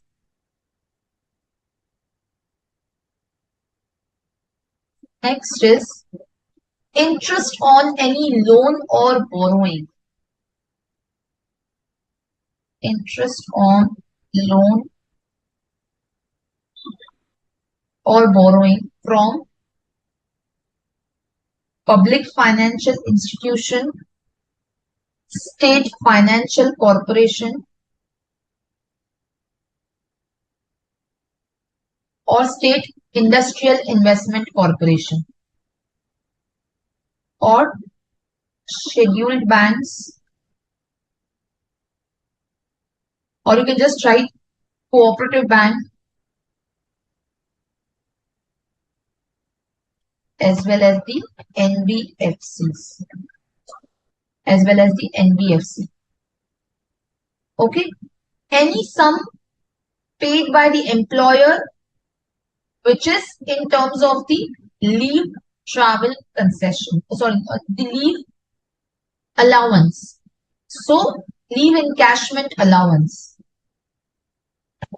Leave encashment allowance. So in this particular case, the sum should have been paid before the due date of filing the return of income. The deduction will be allowed. Deduction allowed if amount paid before the due date of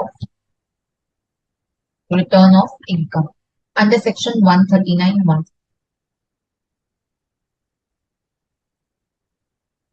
If the amount is not paid before the due date of 139(1), it will get disallowed. It will be allowed in the next year. Are we clear? So it will be considered to be the expense of the year in which it is paid. Are we clear? Yes or no? Allowed in the next year. We can write down allowed in the next year.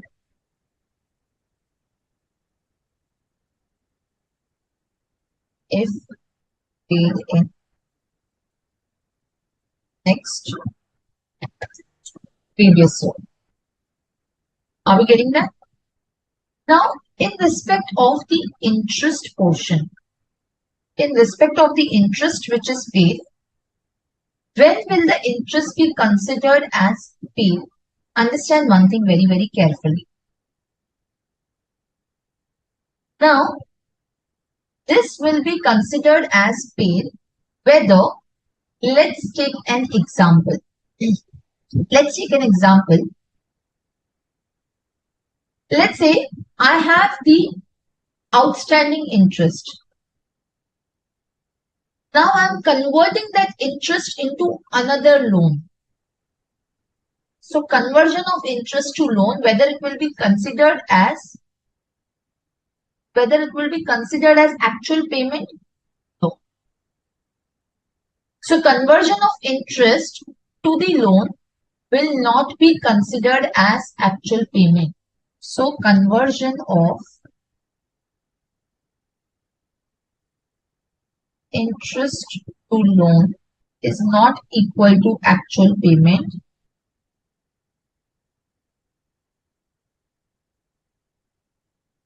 When loan is paid, or you can write when converted loan is paid,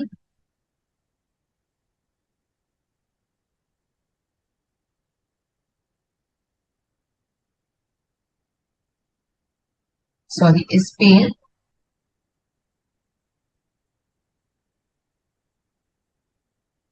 deduction will be allowed in that previous year. So when converted loan will be paid, deduction will be allowed in that previous year. So if I'm just converting the interest into loan or borrowing, or even if debentures, converted loan or borrowing or debenture will not be considered as expenditure actually paid. The converted interest will be allowed as deduction only when the loan is paid actually. Are we clear? Yes or no? One more important point over here. So let's say for example,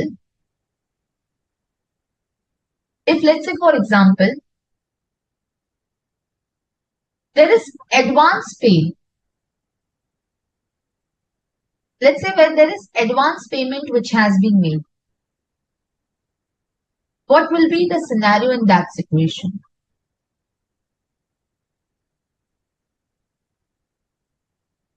Yes, if let's say for example the advance amount is paid, what will be in that situation? Yes.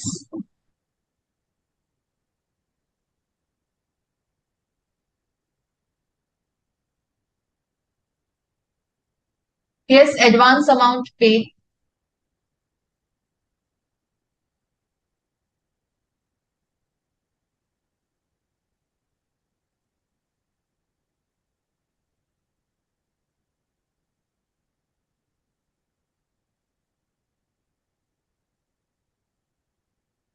Yes, students.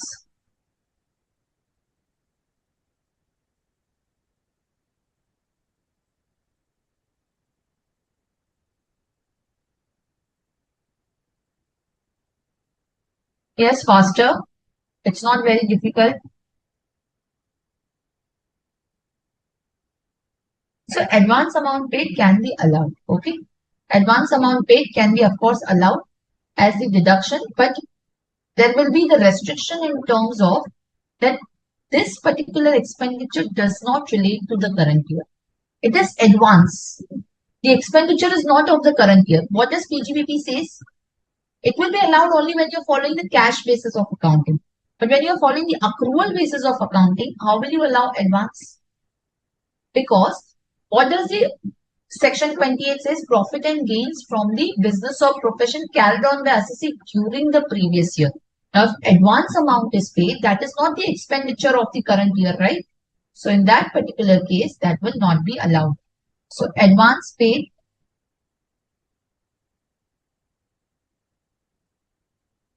if accrual concept is followed, not allowed as deduction, as not expenditure of the current year. Fine. As this is not the expenditure of the current year. So this is my section 43B. Now under 40 capital A, there are certain expenditure which are still remaining, which we will just quickly deal with it. So you can just go back to 40 capital A.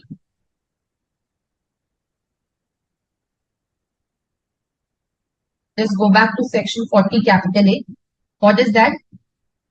Section 40A 7. What is section 40A 7? We discussed. We have already discussed. That's why I said we will quickly go through it. Yes, 40A 7 passed.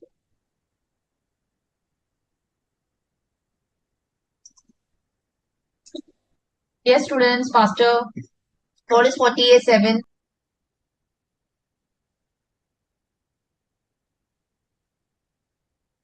Yes.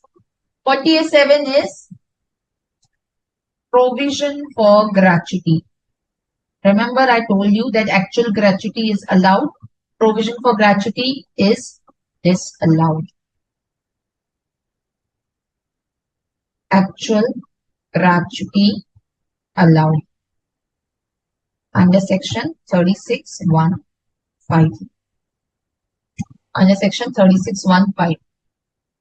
So if you remember, we just now discussed that the actual gratuity is allowed, actual gratuity paid is allowed, and not the provision for the gratuity. 36(1)(5)(a), not 36(1)(5), it's 36(1)(5)(a).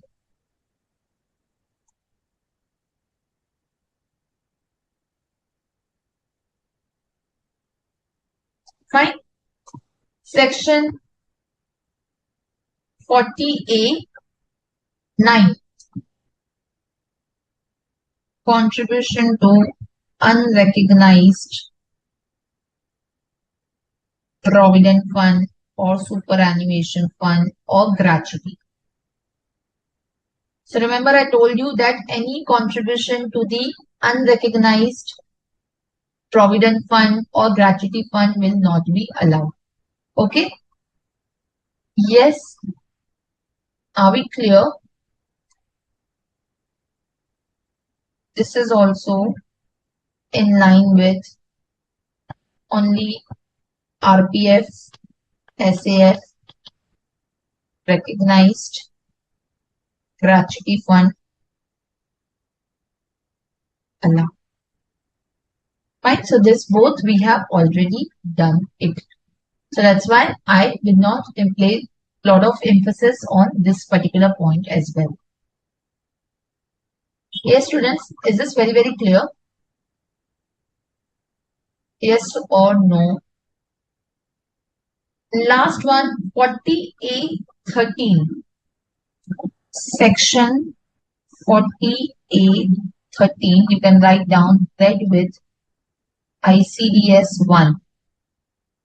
What does 4813 says? That no deduction shall be allowed for any mark-to-market losses.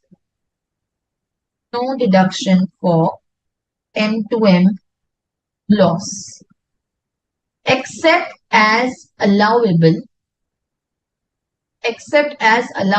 under section 36, except as allowable under section 36 1 36 1 18,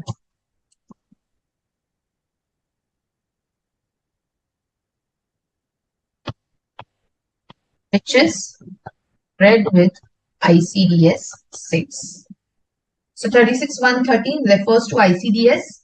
ICDS, which ICDS? Only one ICDS allows for mark-to-market loss, which is ICDS 6. Are we clear? So that is last one point under 48. Fine. Now we are done with the disallowances. We are done with the disallowances. Now we have one or two small provisions which we will take care in the next class. So what are we going to do now? We are going to start with the specified deductions. We are going to start with the specified deduction, which are sector specific deduction.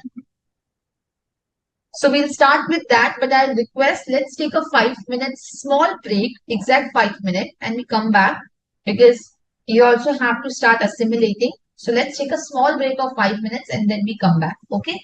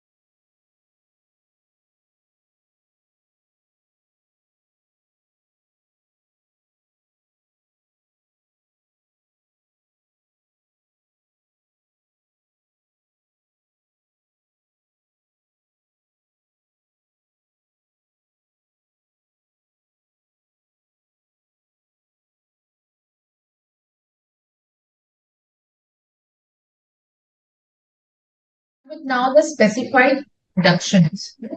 Okay, so let's start with it. Give the next heading.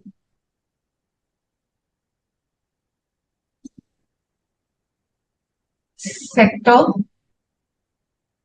specific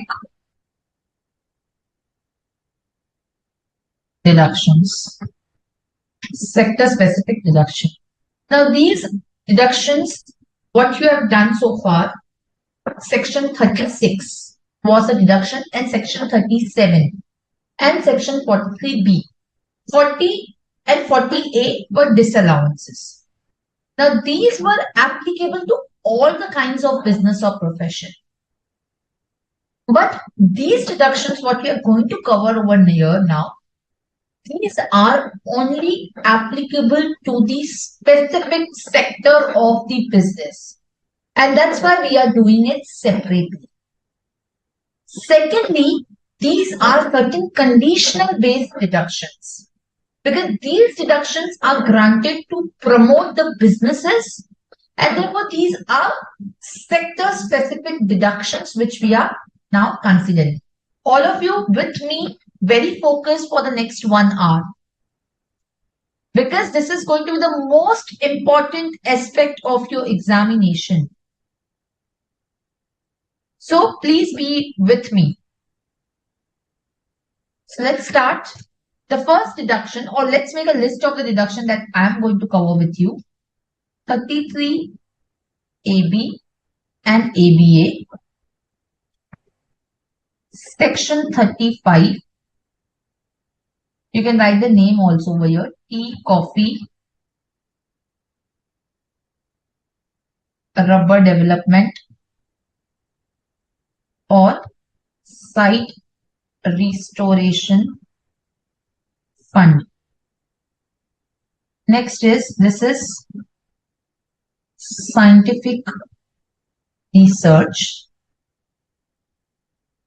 Section 35 AD, investment based deduction. 35 AB ABA, telecom and spectrum license. 35D, preliminary expense. Okay, and then some other small deductions we will cover along with. But these are the major category of deduction we are going to cover. First one is deduction to business engaged in tea, coffee, rubber development.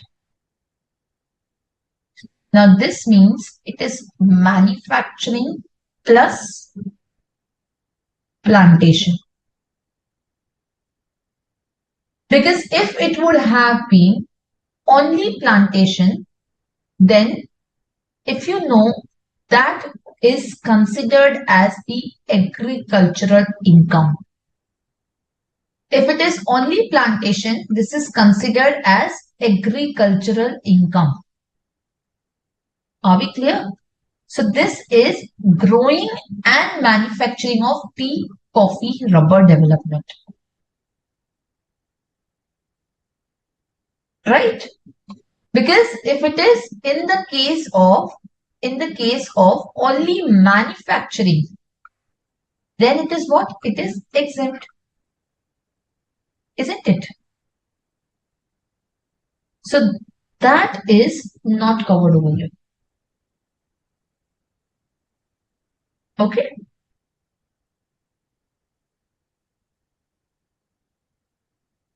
One more important point. Okay. In respect of this tea, coffee, rubber development,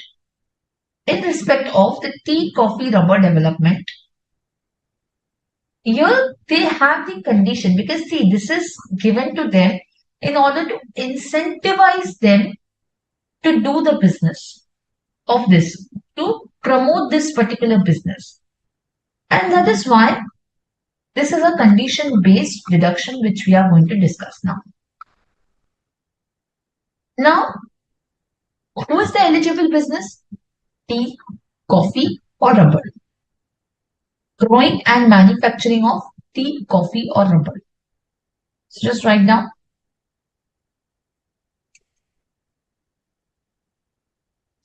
Eligible business.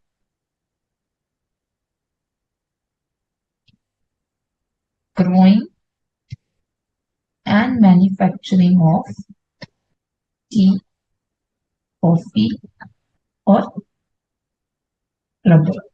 Here write down section 33 AB. Section 33 AB. Okay. Now what is the deduction over here?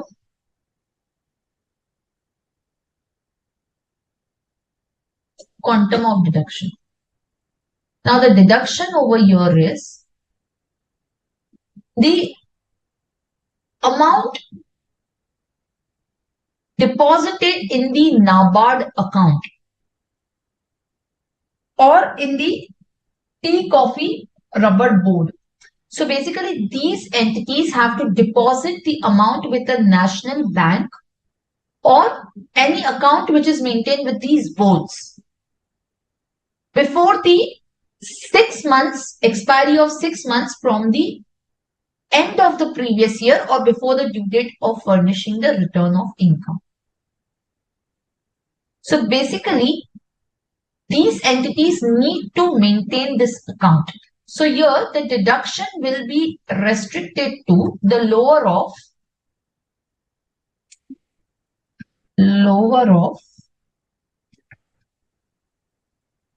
amount deposited in the specified account, in the special or specified account,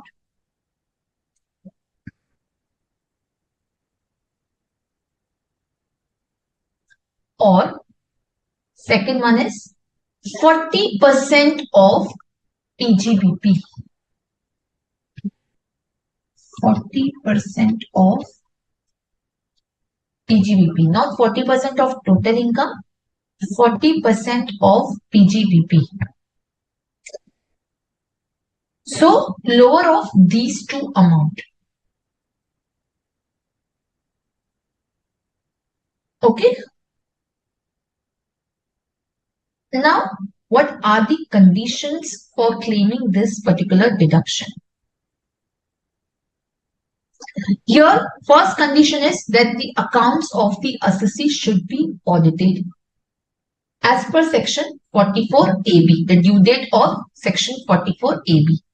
That is by 31st October for the return filing due date of by 30th September if your return filing due date is 31st October.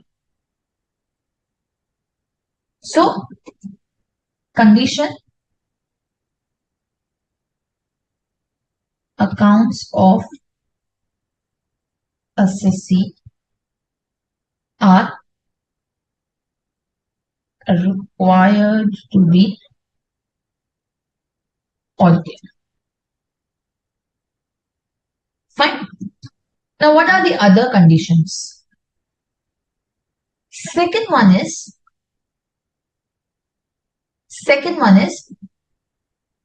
in terms of the how you will compute the income.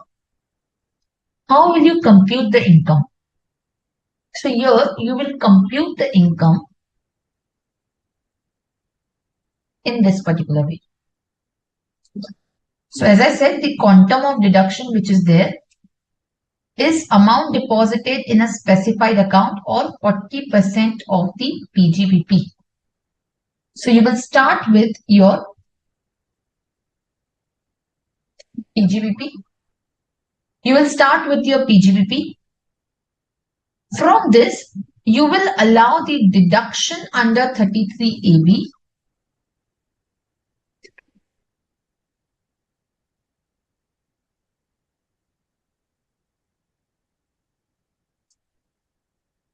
This will be your total income.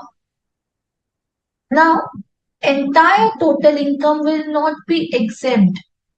Entire total income will not be exempt. So you will have to read the rule 8. You will have to read the rule 8. What does rule 8 says?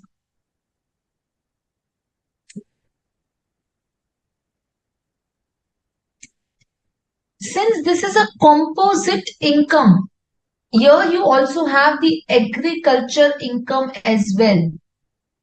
So you will here consider the income into two components, taxable and exempt. Taxable and exempt. So taxable and exempt.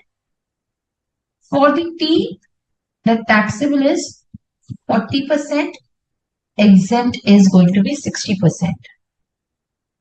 Isn't it?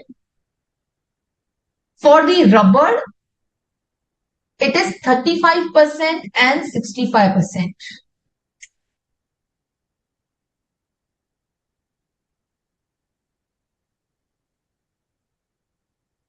Then for the coffee, which is grown and cured, this is 25% and 75%.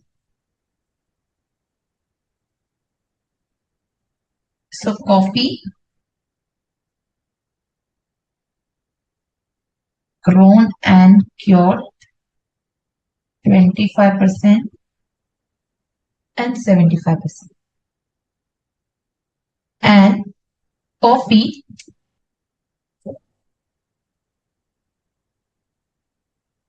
which is grown, grounded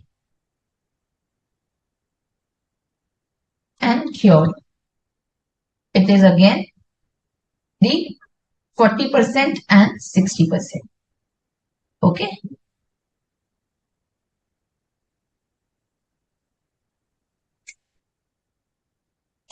Fine. So this is how you will compute your income. You will compute your income in this particular one. PGBP minus 33AB balance you will consider the income as exempt or the income as the taxable income based on this proportion which is given in Rule 8 and Rule 7A. Yes. So the lower of amount deposited in specified account of 40% of PGBP is for the quantum of deduction under section 33AB.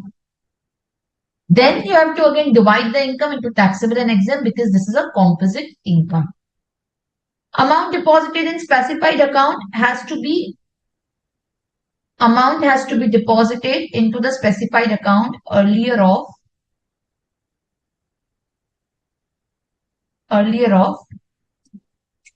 6 months from the end of the financial year or before the due date of filing the return of income.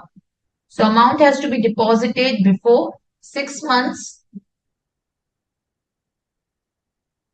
from end of previous year or due date under section 139(1). Okay. Fine. Now, in respect of, let's say for example, I am withdrawing the amount from the special account. So the amount cannot be withdrawn from the special account. Withdrawal of amount from special account. Amount cannot be withdrawn. Amount cannot be withdrawn from the special account except as specified in the scheme. Except as specified in the scheme. So only as per the scheme you can withdraw the amount. Other than that, you cannot withdraw the amount. Okay, only with regard to the purpose of the scheme, in regard to the purpose of the scheme, you can withdraw. Let's say the scheme suggests that you can withdraw the amount for purchase of assets. Yes, you can withdraw it. In these circumstances as well, the amount can be withdrawn. In certain circumstances, the amount can be withdrawn. What are the other circumstances?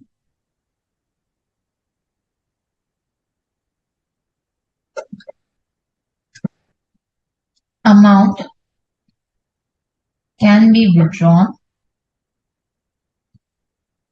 for following circumstances. Which are the circumstances for which the amount can be withdrawn? So, closure of business,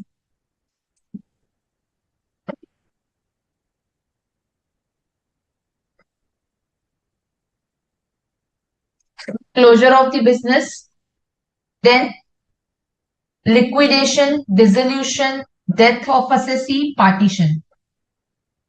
Partition of HUF, liquidation,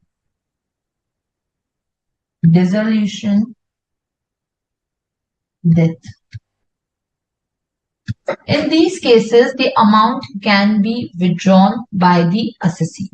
However, amount which is withdrawn on the closure of the business or on the dissolution of the firm. So in this circumstance, as well as in this circumstance, if the amount is withdrawn on the closure or dissolution, then it will be deemed to be the income in the year on which the business is closed. Deemed to be the income. This will be deemed to be the income. Fine. Of the previous year of closure or dissolution. Now, if the amount is withdrawn for the ineligible assets, if the amount is withdrawn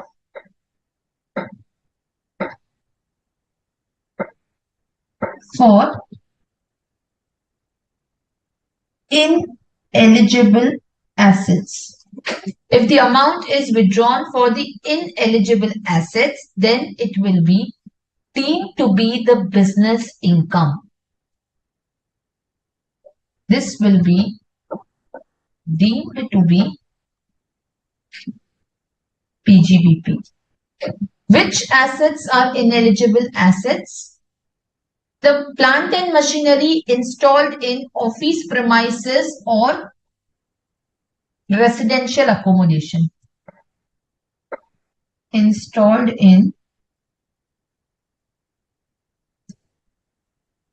office premises or residential accommodation. Office appliances.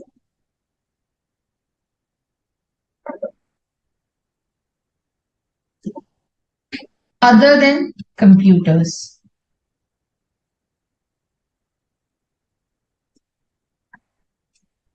Next. Plant and machinery which is allowed as deduction.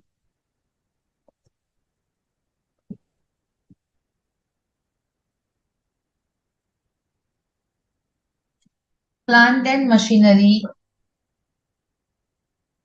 for the purpose of manufacturing. Used for manufacturing or production. If the amount is withdrawn for these assets, then it will be taxed. It will be taxed. Now, in case, let's say for example, in case the amount is withdrawn, but it is lying unutilized. The amount is withdrawn, but it is lying unutilized. So, consequences, amount withdrawn, but remains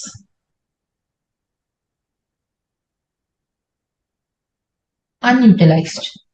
So, what will be the consequences? Then, in that particular case, it will be deemed to be the income of that previous year. So, deemed to be the income of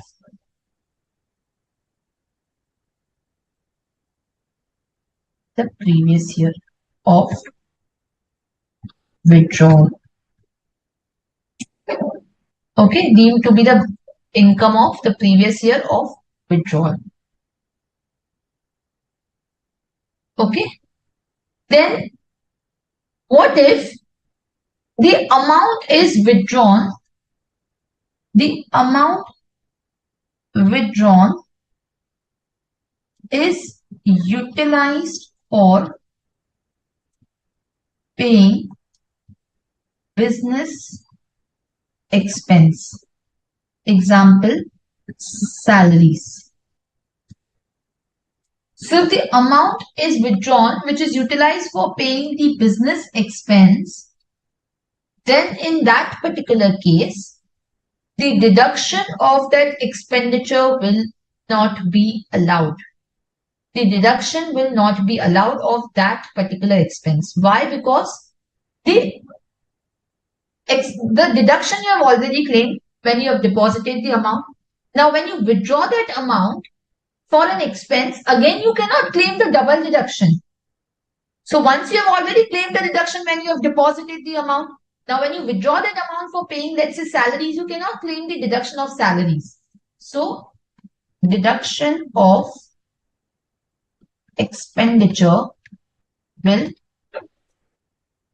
not be allowed. Deduction of the expenditure will not be allowed. Now let's say, for example, if the asset is acquired in accordance with this scheme.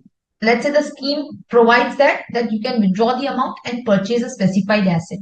And you have purchased the specified asset also. But that asset is sold before the expiry of 8 years from the year in which it was acquired. So, the asset acquired in accordance with the scheme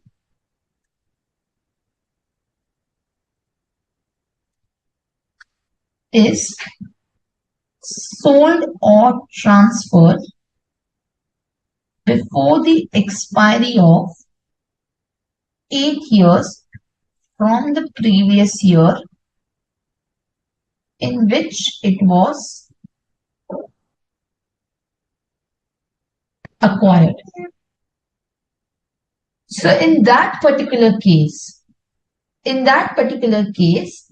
the cost which was allowed as the deduction, will be taken as your income in the year of transfer. Okay, so the cost which was allowed as the deduction, so you can write down cost allowed as deduction deemed to be the PGBP and not capital gain, deemed to be the PGBP of the previous year of transfer. Okay, there's an exception to this. What is the exception? If it is sold to the government, transferred to the government, or in the case of succession of firm by a company.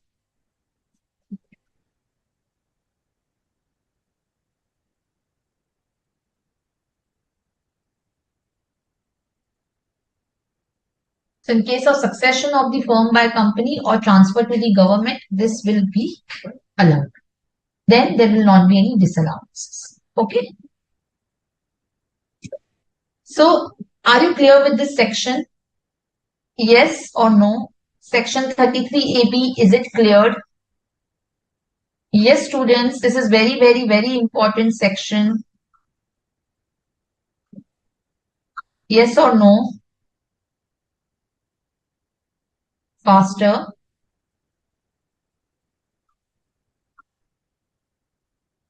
Yes, dear students. Yes or no? Is it clear? We are going to solve a sum on this particular point. We are going to solve a sum on this particular point itself. Yes or no?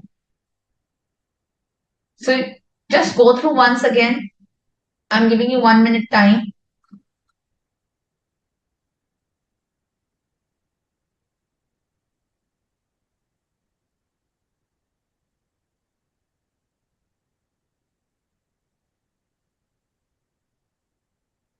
Yes.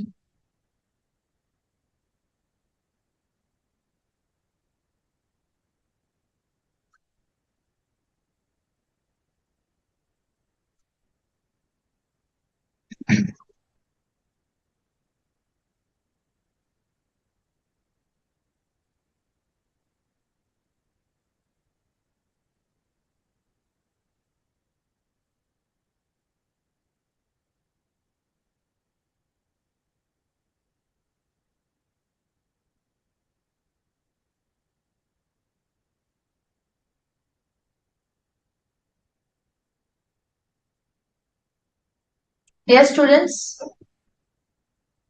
Is it clear? Okay. Now, section 33ABA is on the similar point. Section 33ABA is in respect of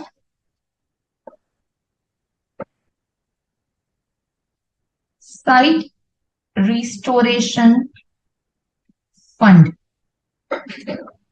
Site restoration fund.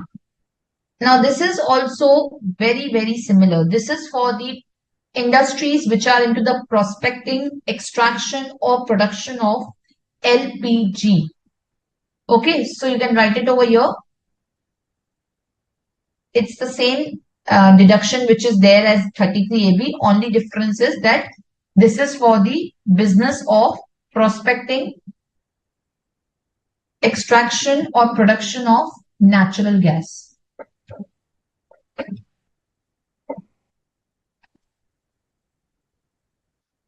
Prospecting, extraction, or production of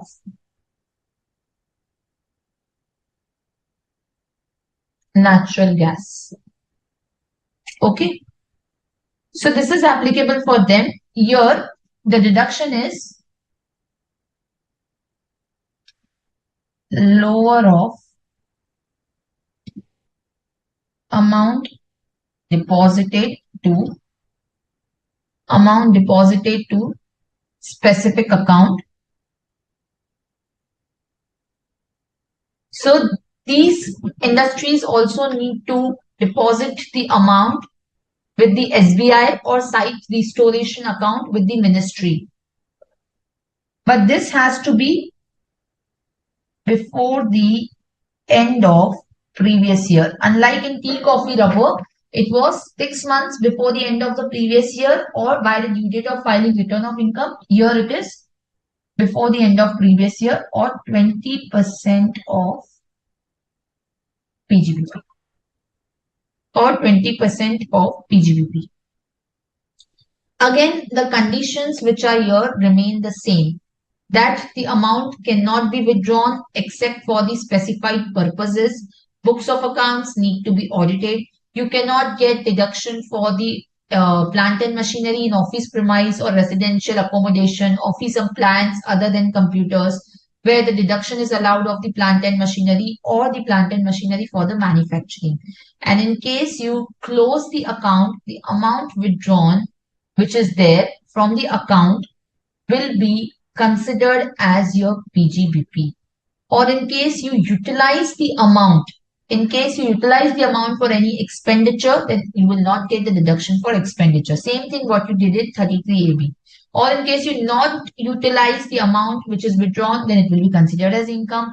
Or when you sell or transfer the asset which is acquired before the expiry of 8 years, then it will be considered as the PGBP again. So rest of the conditions you can write conditions similar to section 33AB.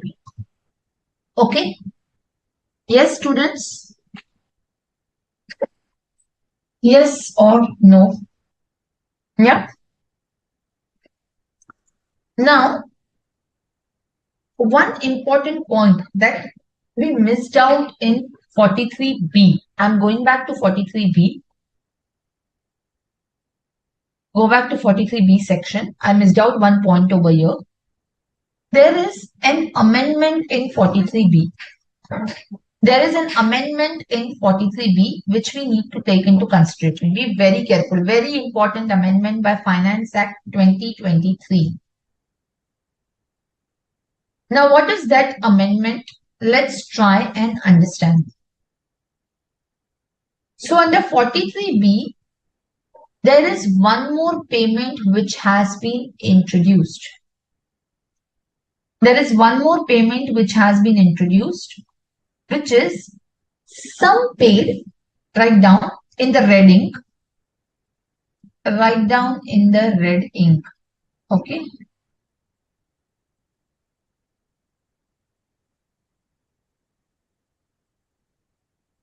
Sorry.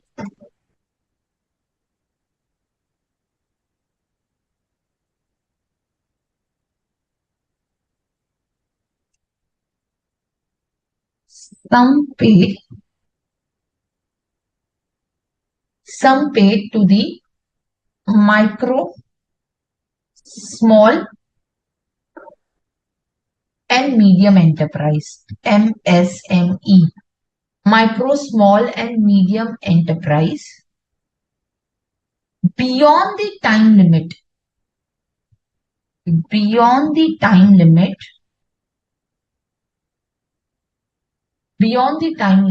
specified in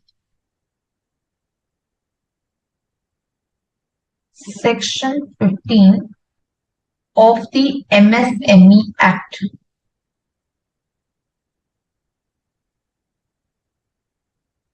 Sum paid to micro, small and medium enterprise beyond the time limit specified in section 15 of the MSME Act. Now, what is this medium, small and micro, medium and small enterprise? So, the MSME Act gives you the answer to that. So, micro enterprise means,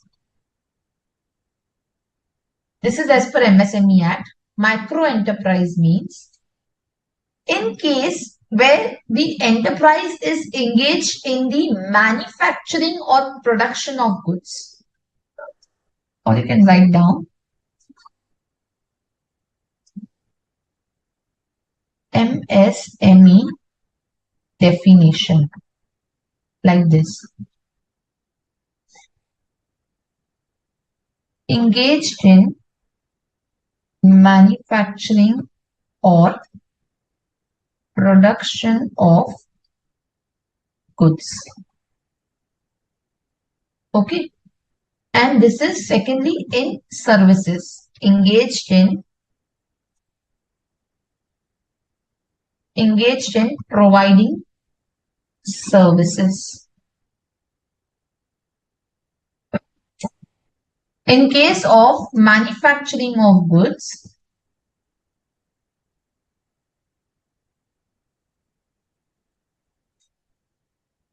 my micro enterprise means, or let's do this way. Sorry, I'm so sorry for the confusion. Because, I just want you to remember it very nicely. So that's why I'm reframing it. Okay. So sorry. Yeah. You can write like this: micro and small, engaged in manufacturing or production of goods, engaged in rendering services, where the plant and machinery, value of plant and machinery or investment in plant and machinery less than equal to 25 lakhs. And in case of rendering of service, investment equipment,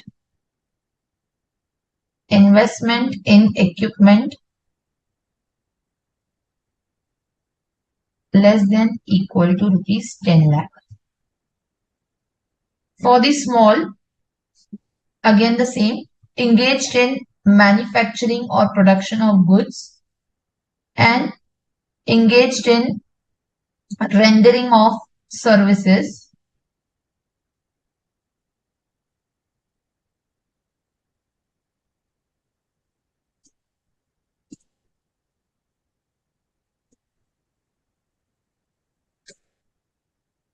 engaged in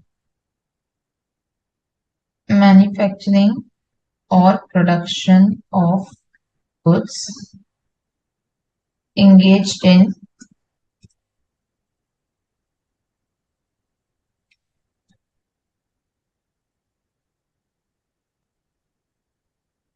rendering of services, investment in plant and machinery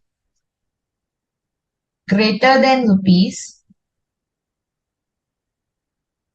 25 lakh and less than equal to rupees 5 crores. Investment in plant and machinery greater than 25 lakh and less than equal to rupees 5 crores. In case of rendering services, investment in equipment greater than rupees 10 lakh less than equal to rupees 2 crores. So this is defined under the MSME Act only. That what is the meaning of MSME? Now, what is section 15 of the MSME? It uses the term section 15, sum paid beyond the time limits specified in section 15. What is section 15 of the MSME Act? Section 15 of the MSME Act basically gives the time limit, basically mandates that the payment of goods or services to a micro or small enterprise by any buyer or service recipient should be before these dates. Mandates, or you can write the gives the provides the time limit of making payment to MSME. Again, we will have in two parts. If there is written agreement in place, if there is written agreement in place between buyer and seller or service provider, then in that particular case, the payment of goods or service has to be before the date agreed upon between them as per the written agreement. But that cannot be beyond 45 days. If there's a written agreement, then earlier of date specified in agreement, or 45 days from the day of acceptance of the agreement.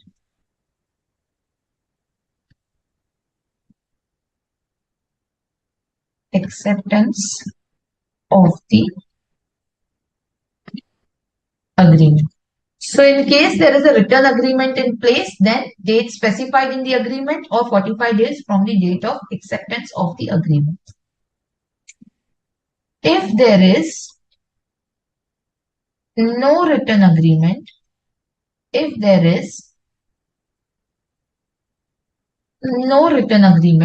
the buyer and seller, then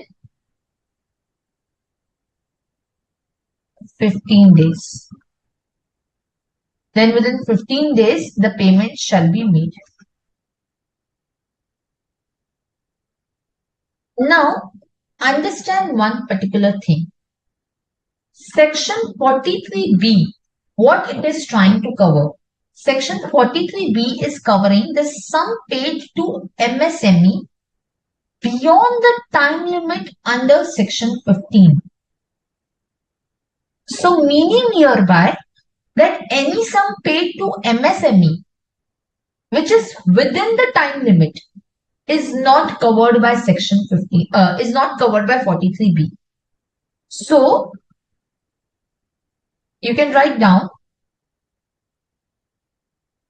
if payment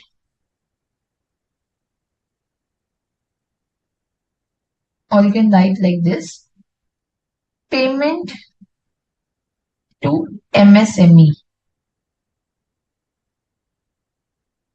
if within time limit provided under Section 15, if within the time limit provided under Section 15, which is in case of agreement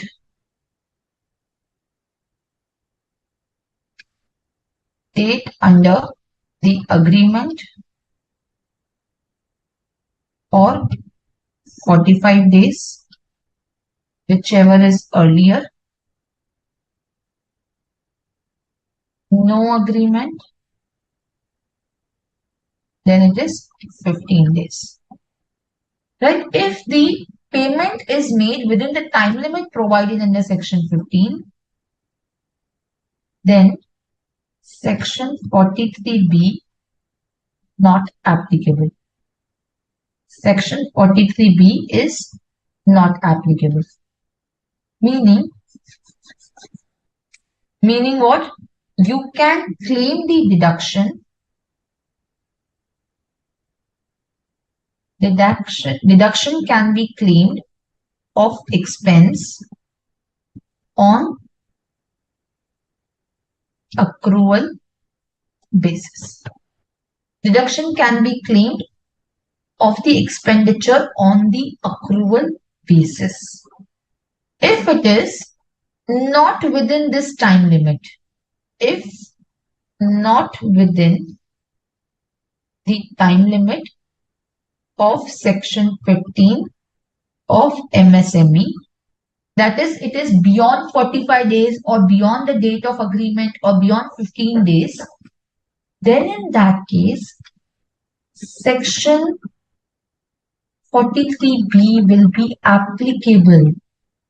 So in the first scenario, 43B is not applicable. In the first scenario, 43B is not applicable. The 43B becomes applicable only in the second scenario. Are you getting that? So only in the second scenario. So you can write here, one second. If not within the time limit of section 15, you can write beyond these dates, then section 43B applicable, that is deduction on actual payment. Deduction in the previous year, or you can write here deduction in previous year of actual payment. Fine. Are you getting this particular point? Now let's take an example for this so that you understand. Let's say for example, let's say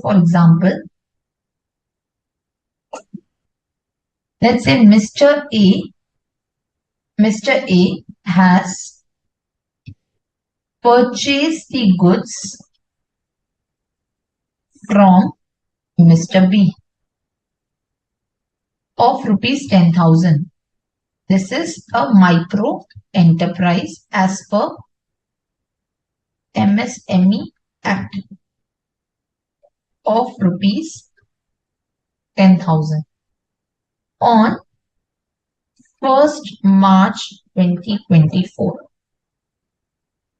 Now I am giving you the following scenarios.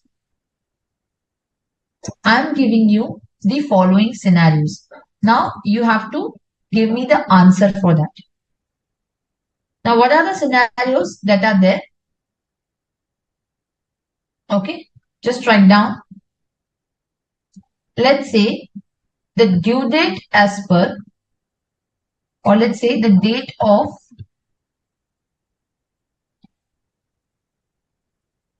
agreement. This is a scenario 1 because here there is agreement in place. The date as per agreement is 5/4/2024.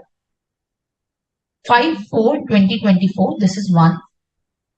Secondly, the date in the agreement is 30th June 2024.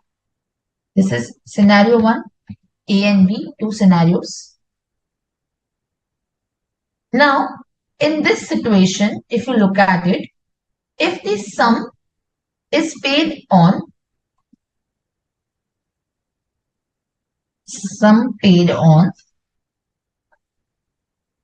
2/4/2024,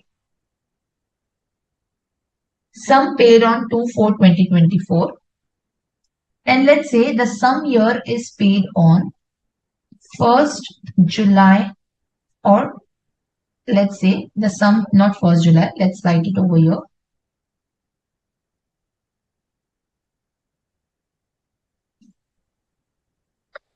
30th May 2024. Whether deduction allowed in previous year 23, 20.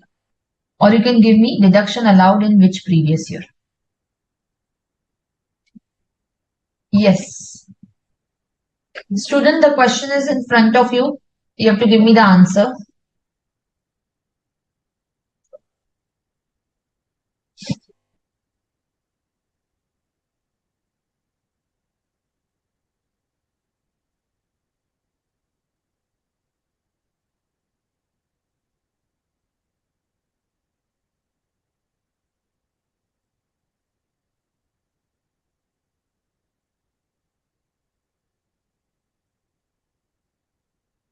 Yes, students.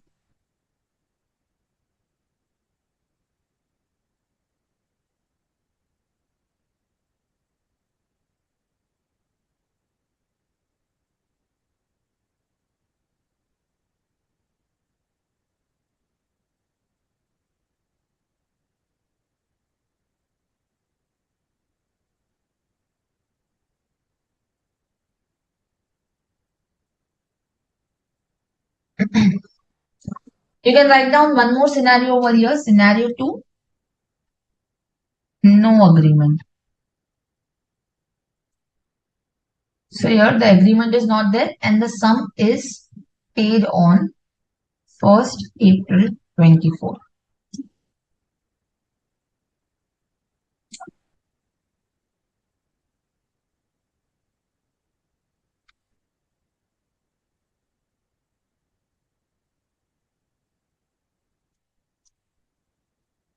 Yes, students, what will be the answer over here?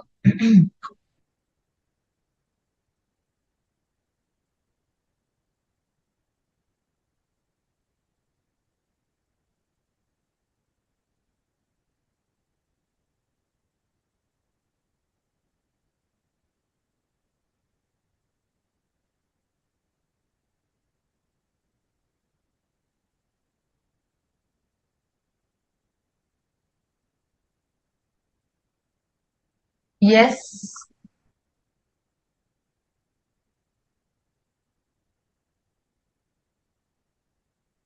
First case, date of agreement is 5/4. The sum has been paid on 2nd April 2024. When will you allow the deduction? Yes, students.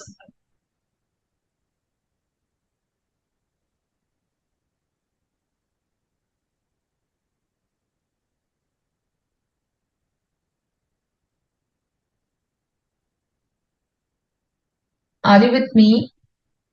So here, the deduction will be allowed on accrual basis. In the previous year, 23-24. This is section 43B, not applicable as payment prior to the agreement. So this is the deduction on accrual basis. In this case, though the date of agreement, so date as per the agreement, instead of date of agreement, you can write here date as per agreement is 36. But what is the maximum time? Maximum date should be 45 days. Now 45 days from 1st March will be when? It will be by 15th of April. The sum is paid on 30th of May. So here the deduction will be allowed in previous year 24-25. Section 43B applicable as payment made after the 45 days, even though before agreement. It is not as per section 15 time limit. So here my deduction is on payment basis. If no agreement is in place, I should have made the payment within 15 days. I am paying on 1st March. So again, this will be previous year 24-25. Same logic. Here also section 43B will not be applicable. Here also section 43B will not be applicable because the payment has been made after the 15 days. The payment has been made after the 15 days and therefore section 43B will be applicable. So, you can write down payment made after 15 days, therefore not as per time limit under section 15. Therefore, section 43B applicable deduction on payment basis. Fine, students? Yes. Okay. So we shall stop here for today. We are going to continue last few sections of PGBP in the next class. Also, we are going to do a lot of sums in the next class. Okay. So thank you so much. See you in the next class. We can close.